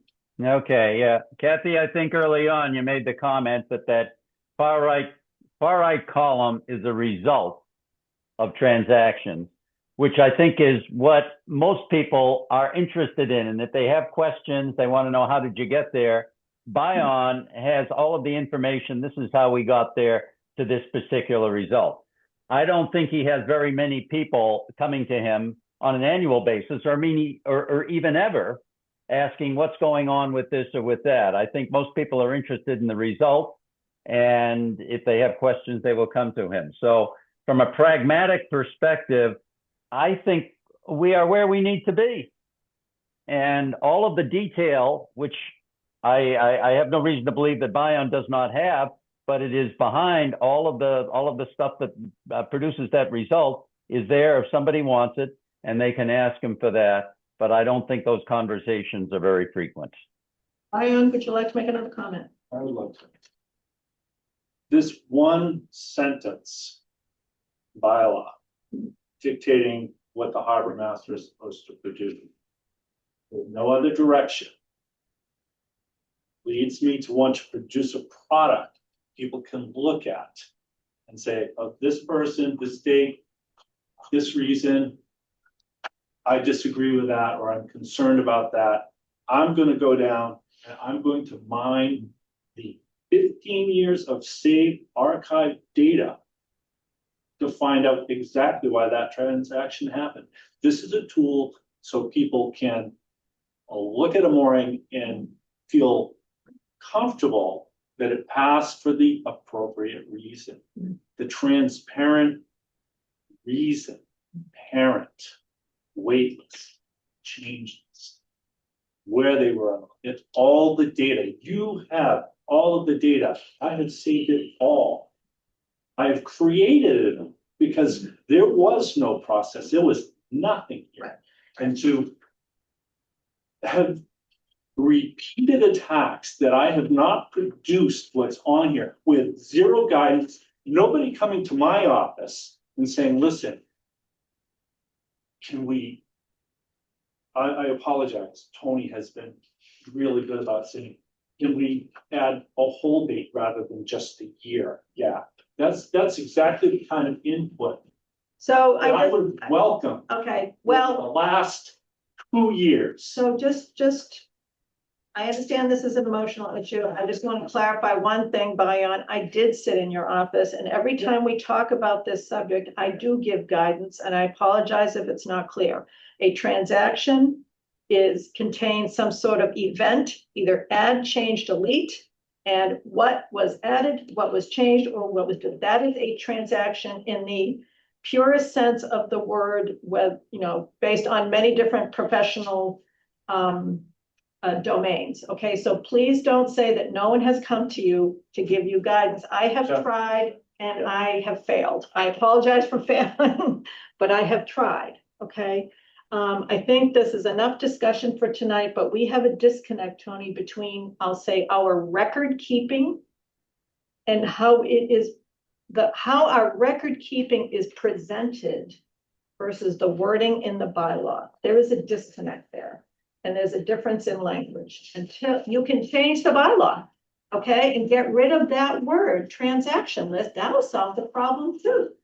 Okay, but there is a difference between what we share publicly versus what's in the bylaw. I think there's some middle ground. I hope so.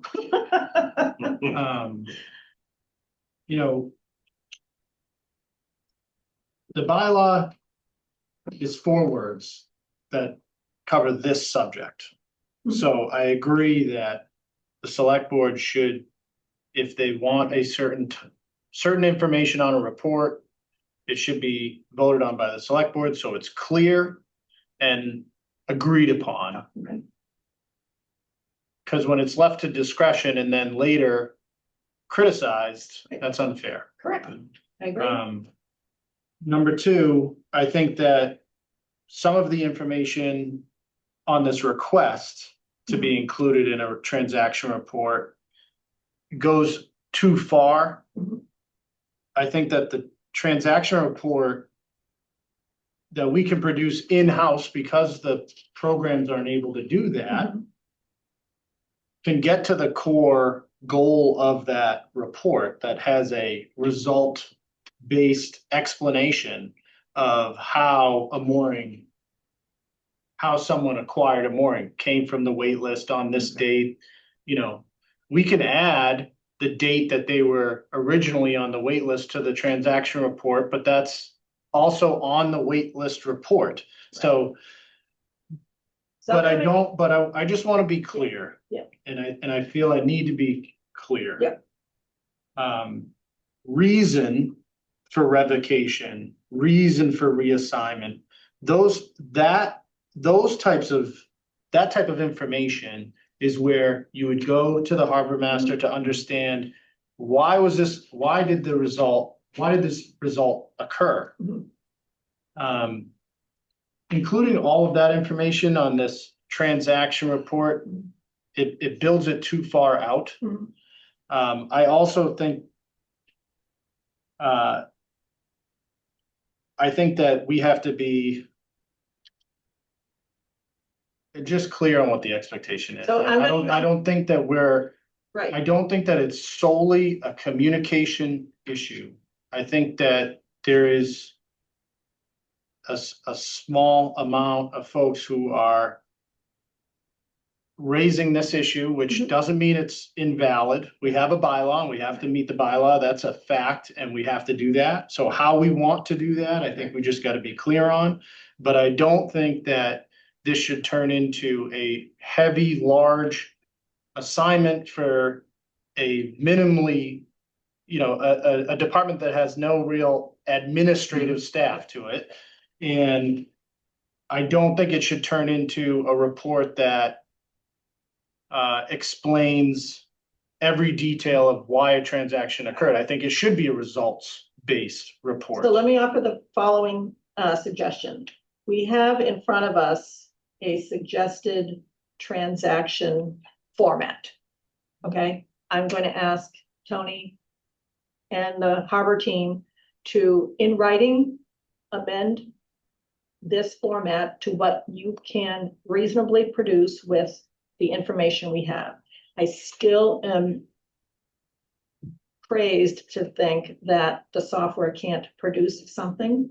But in writing, why don't you respond to what you think you can do fairly, reasonably, and then we'll see if it meets the need. And if not, like I said, the bylaw can always be changed. If we don't want transactions, that's fine. But record keeping, it's been my experience working with governments for many decades. Record keeping is important for transparency and oversight. And so it can get, like you're saying, incredibly arduous. It can get incredibly arduous. However, we ought to take an attempt to, take a shot. And I would just do it. As long as I think it's we fine should that. figure out what our policy is first. Well, unless we're going to do, let me ask, was that town meeting recorded? Did they record town meetings at that time? Well, there's gonna be a transcript. Okay, that would answer your question, Jeff, if you want to take a look at that. What was? I would love to take a look at that. Okay. then- 2011. Okay, 2011, but I think we have a proposed transaction format in front of us. We have very good reasons why we can't do it exactly this way. Propose an alternative in writing and let's take a vote. I mean, John will be at the next meeting. He'll be chairing the next meeting. He may want to handle it differently. But right now, I think you're on the right track. I just want to, I think I'll ask Bayan to make one more comment, then I'd like to really move on the discussion, if that's okay with folks. Move on to the next agenda item. Okay, Bayan. So using the Access database that was developed when I started here in 2012, we can actually extract probably any and all data that's needed. It's just software that we purchased cannot. Okay. So Yeah. these reports that I post, they all come from the existing Access database. So That's good to know. Thank you. I think, once again, as long as the data is there, to your point, there's many different ways to get data out of databases, and we'll see how it happens. But would that be satisfactory if they, in writing, respond and I don't think I get to say what's satisfactory. let's give it a shot and see how it works. How's that? I just want to say that we have spent way too much time. Well, we're gonna. Okay, to appease a very, very small group of people, Well, okay? So and that's, it shouldn't rise to this level. And at I'm this trying to point. move us along. Would you like to? I just want to make that statement, okay? Okay. 2011. 2011 town meeting. I also want to add, just in closing, Ann is not the only one that's bringing this forward. That's what I'm saying, small. Okay, but I just want that to be clear too. All right. All right, No, it's 2 meetings. That's next item. All right, Thank you. thank you, Bion, for hanging in there. Thank you. Yeah. Okay, liaison updates. Jeff, No.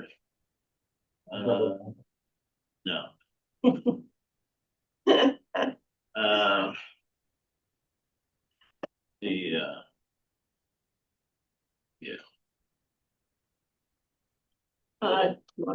you want me to move on to someone else while you gather your notes? yeah. go Okay, ahead. sure. I'll come back. Ryan, do you have anything? Not really. As far as Concom, SLB was before the Concom.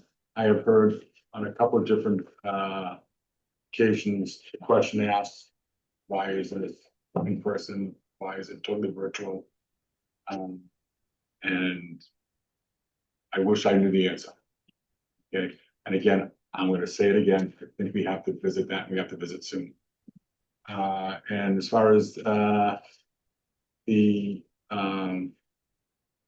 Parks and Rec, nothing really to report, there's, they had the summer's going pretty well. And, I think that Tony had also put something in the package about a group that went to, for Wi-Fi on the beach. They went, Yes. that way that made it through the, Parks and Rec committee. It's here now. Very good. Okay. Ann? The school committee is meeting. The Board of Health had a meeting, a day or two recently, to discuss their fees, and I blew it off. Okay. Good for you. 8:30 meetings can be kept. The finance committee met and several of us were there.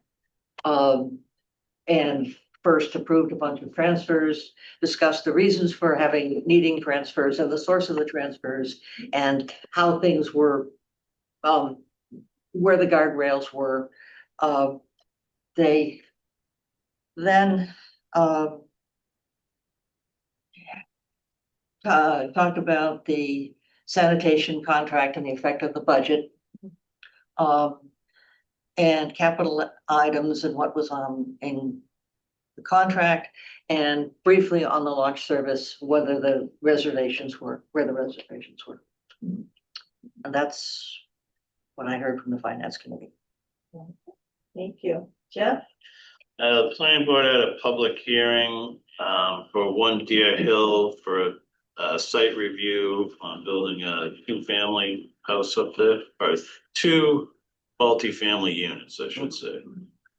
They had another public hearing for 214 Summer for a special permit for a new dwelling there. And they're continuing their discussion on housing production plan, working on the preliminary draft for that. I can't talk. Essex Tech, we finished our evaluation, for our superintendent, Dr. Riccio, who received a grade of exemplary. Which is great. Yeah, that's not hard to achieve, especially in a tech school, so. And we've finished all our handbook changes, for the 26-27 year. And, just a bunch of business as usual. And the harbor, we've heard enough of that, so that's it. I would agree with that. Thank you. See John? your name here at all. Yes, well, DPW was on the agenda quite a bit tonight, so I think we're up to date with what's going on there. Historic District Commission had a meeting last week. They are considering hiring a consultant to really determine what the interest is in historic preservation in general in our town, because they're looking at possibly expanding the historic district and also a demo delay consideration. There are a number of locations scattered throughout the town that could be filed for natural historic places such as Tux Point, et cetera. Do we want to go through the initiative to try and make that happen? So there's in general some questions that need to be asked of the residents, just what the interest levels are. So they'll be speaking with a consultant who's an expert in getting those kinds of answers next week. This person will be coming by at that meeting. Library, it was business as usual. And Council on Aging, no major developments there that I'm aware of. Was not there to chat with them today. So that's it. Thank you. I have a few updates from the Facilities Planning Committee. We met last week. We are working a few changes to our charter now that we've been meeting for a while, and we should be able to come back to the select board with those changes in August, more refinements around when we should engage, when we should not engage, et cetera. The team has also created a list of facilities and projects and is working to place them on a timeline so that we can better prioritize our effort and then come back to the select board and the FinCom to maybe ask about priorities when there's, because we were really driving towards getting up and running on the DPW police and fire analysis, but there were other projects that came, I hate to use the word distraction, but that's the only word that comes to me at 8:30 at night. That other projects came and kind of interrupted that work. They were a little more time sensitive, like the Senior Community Center and the Singing Beach Bathhouse are two examples of that. So we had a long conversation about how should we be prioritizing our time and are we working the right priorities? So the team is, I think it's Gordon, along with Chuck and Nate are gonna put on a timeline what we think we're working when, so that we can all get on the same page and take a look at it and say, are we working the right things in the right time? The other item from facilities planning is the DPW is seeking feedback on whether it's beneficial to conduct a study on town-wide solar. So with all of these buildings we're talking about renovating or adding or whatever, the DPW is wondering how, hard we should go after solar. And apparently there is, some investment required to do that analysis, et cetera. So what we asked, we don't know what it kind of seems similar to the comment John was making about what's the town's temperature regarding expanding the historic district. So what's the town feel about, going more heavily into solar? One option we discussed was asking the Sustainability Committee or Concom to do a poll, but a formal poll, which would be either a citizen petition on the town meeting so we could have a discussion about it, or, a non-binding ballot item, to just kind of take people's pulse and what do you think about this?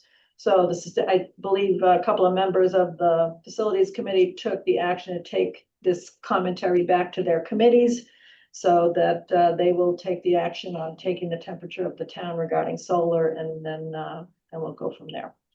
And then I think the last item I had was on the, so both the downtown improvement and the bike and ped committees are interested in advising the town on improving the sidewalks and pedestrian safety on Central Street from Pine to Elm. And based on what we're hearing from the DPW, either the culvert, piggybacking on the culvert project, or, the Bennett Street utilities project would be the time to, kind of take a look at that area. So they just want to make sure that those committees are engaged and advising before we rip up the streets and decide what we're going to do. So they're working together, which is nice, because then the DPW will hear, a cohesive set of feedback instead of going back and forth to different committees. Nate mentioned that there may be a potential traffic study in that area in the not too distant future, and we did question the timing of it. It's not real great if it would happen in the dead of winter when no one's here. So just be we asked that he be careful about the timing of conducting the study. Certainly you don't want to do it while we're tearing up the culvert. There you go. Right, exactly. Another consideration. So definitely timing is questionable there. So, all right, that was it for liaison updates unless someone was missed. No, we're all good. All right. All right. Let's see. May I have a motion on the consent agenda, approving the consent? Anyone agenda? want to point anything out? Okay, I move that the select board approve the consent agenda items. Second. Discussion? No. John, Yes, Jeff, Yes. Brian, Yes. Ann? Yes. Kathy says yes. And administrators report. Thank you. So we'll start with the Wi-Fi at the beach proposal. So the handout that I emailed you came in Wednesday, and I didn't have a chance to really get through it before the agenda was finalized and posted. But I also recognize they did submit it by Wednesday, so it's on me a little bit there. And they'd like to get in front of the select board as soon as possible. So it's not on your agenda for a vote tonight, but I did send it over to you to take a look at it and let me know if you have any questions or comments that you'd like me to relay and get answers to before it's on the agenda at the next meeting. I know in looking at it, I had a couple questions about where it's going to be physically set up. There's a few different components to the device, and I'm sure they have answers to all of that. That sounds from the proposal that it's going to be battery powered, so it won't need electric supply from the bathhouse, but there is antennas and different elements of the hardware. Just think we should get some answers on that. I just want to say one thing, that I have family members that are involved in this, and I will be recusing myself from deliberating or voting on the subject. Thank you. So you have it. If you have any comments, send me an email. I thought it was well thought out. Yeah, it seemed like an airline model, if you're on an airplane and you want to buy Wi-Fi for the Yeah, flight or, Yeah, things like that. exactly. What it looked like. I did have the same questions on location. I was just at the beach on Sunday and I'm like, where are they gonna put things? Because the new business around renting the beach chairs, they were over there and you had the table. So I think they're just some logistics questions, but I'm sure. And then again, not just, broadly, we don't really have a fee structure for these types of things where businesses, are operating on public property. We do require insurance and things of that nature, but I don't, again, that's something that every time a proposal comes up like this, it's I ask myself that question is, should we have some sort of standard fee rate for that type of permit? But that's a kind of a larger discussion that we've talked about. did anybody on that subject? Ann, John, did you have any questions, Brian? I apparently missed the message. Oh, okay. You can take that maybe and send them into any questions into Tony. No, I think that, this like I week. say, is that I think now it's just, I heard the initial proposal and a lot of the things that were incorporated in the written proposal were some suggestions that came from Parks and Rec. So, there was that. So I think that Parks and Rec really did give them guidance as to what they had to do. And all these questions that Tony has have already been broached. So I think they'll have answers for us. Good. John, did you have? Yep. No, none at this point. I'll reread it again, but reading it first pass, I thought it was well written. I did have the question about just where they were going to operate off of the beach, but you'll hear from me, Tony, if I have something else within the next few days. Well, I can't say within the next few days. I will say, I've been down the beach and had my phone's been on SOS and, so from a public safety standpoint, this type of service could help in a number of different scenarios. Division of Local Services from Department of Revenue, was in for the last couple of weeks, working on their financial management report. I met with them, they met with a number of department heads, Ann and John met with them. They'll be working on their report over the next few months. We may see a draft in 4 months, but they said 4 to 6, I think was their timeline. They had an interesting point of view, which is quite different from the way the town works. They are concerned that we depend on bonding issues and capital overrides. They would like to see us set up funds for everything that we plan to do and save the money first and then spend it. Okay. Well, luckily, that's not their decision, is it? No. No, not their decision, just, Just as when you see their report, yeah, be aware that they have a bias. they did bring that up. I mean, they said it's great how supportive the residents have been when it comes time for those capital needs and going to the ballot. They just said, you know, it can be a risky game to play if you don't get that support and you're unable to proceed with some of those capital needs. On the plus side, yeah, okay. Go ahead, John. Yeah, on the plus side, we both agreed that capital planning was an issue. Yeah. How to go about that, I think things diverged a bit. Yeah. It's a philosophy. They did speak to the Town Administrators Act and the authority provided to me through that, or to this position through that.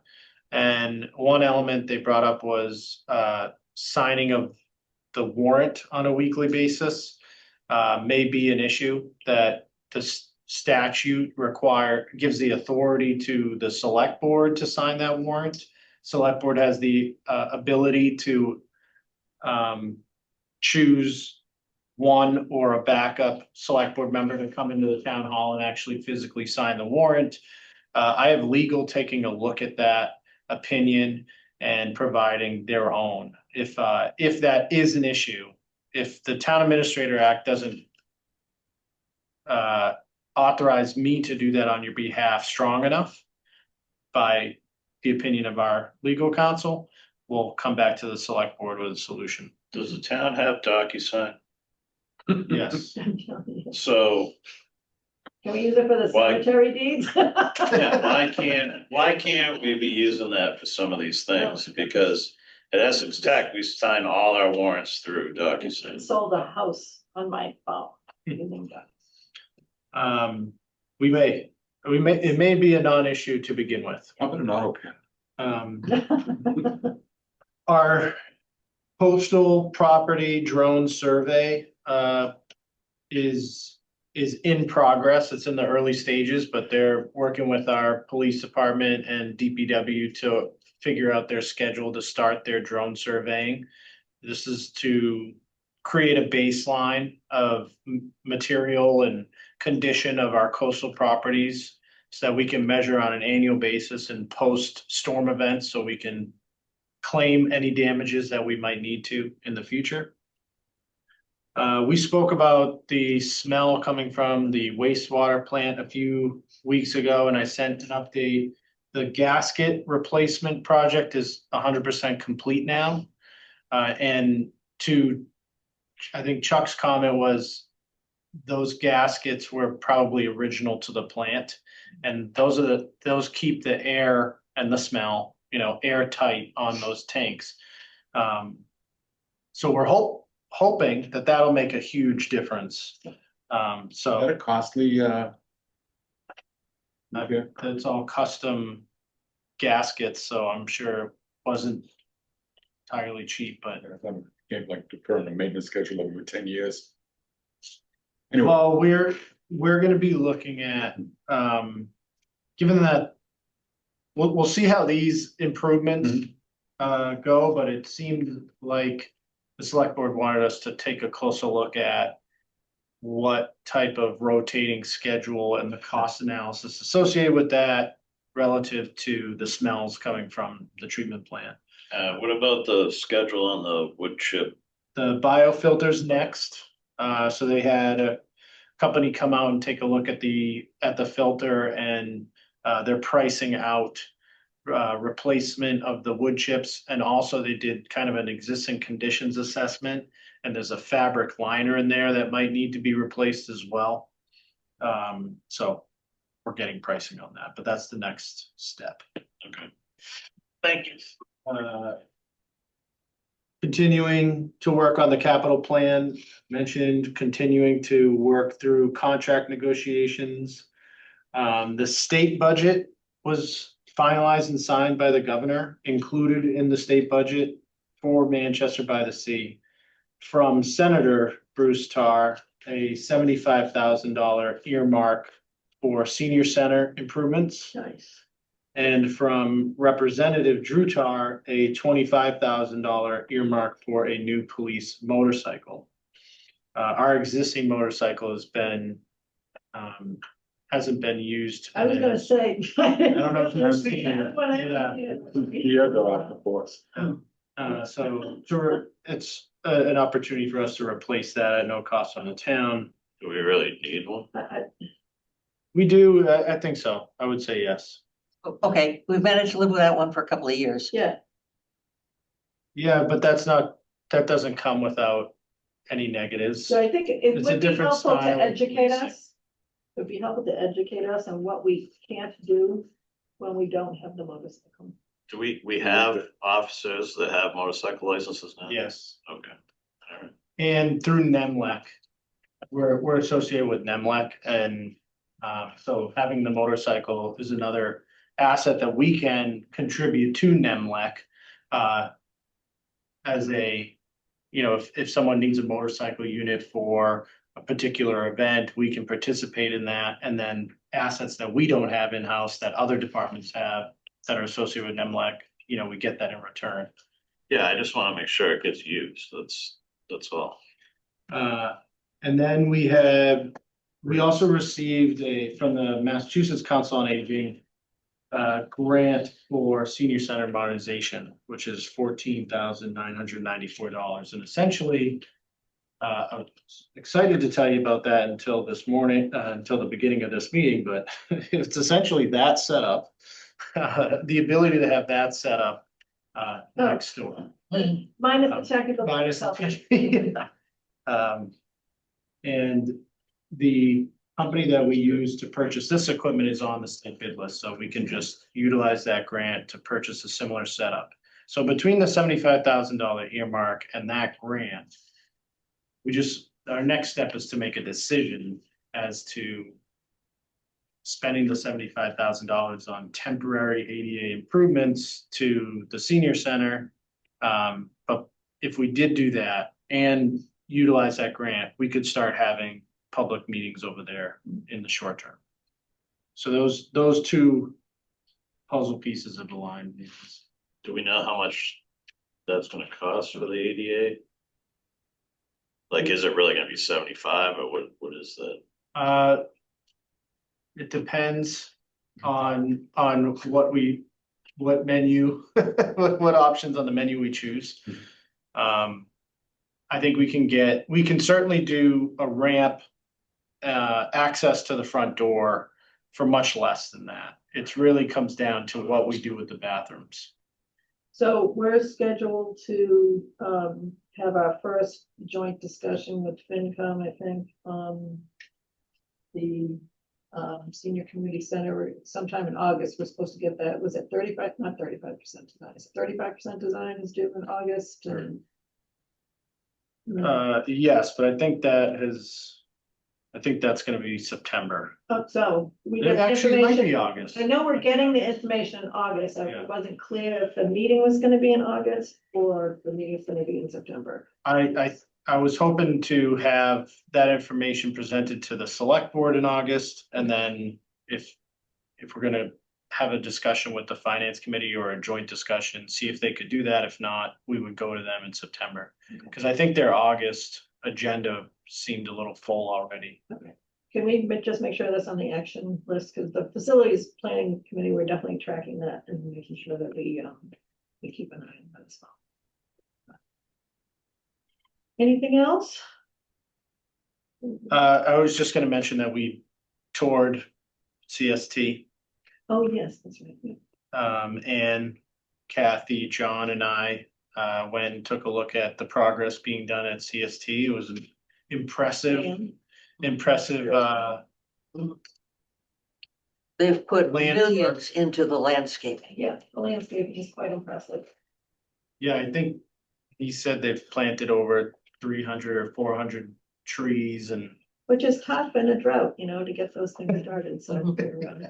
but it was impressive what they've done so far, and they're hopeful to be before us before the end of the next calendar year for a building permit application. Which their process is like an 8-month process from design to permit application. So that means they'll be starting that process at the end of this year. So they'll start with schematics. A full set of architect, and MEPs, and then there won't be the construction documents, but. Probably, like you say, a year or so. Yeah. Just minor point, I heard them say that they were done blasting. They have done all the blasting that they need to do for the first phase and the second phase, and they are no longer blasting there. I heard the same thing, I so. did too. Yeah. It's good. Anything else, Tony? That's it. Make a motion to adjourn. So moved. Second. All in favor? Aye. Aye. Aye. Thanks for joining us. Thank you, Josh. Sorry about the delay. Yeah. Well, I've got to catch up with my relatives here. Have fun. Yep. Thank you. Nice job at the helm.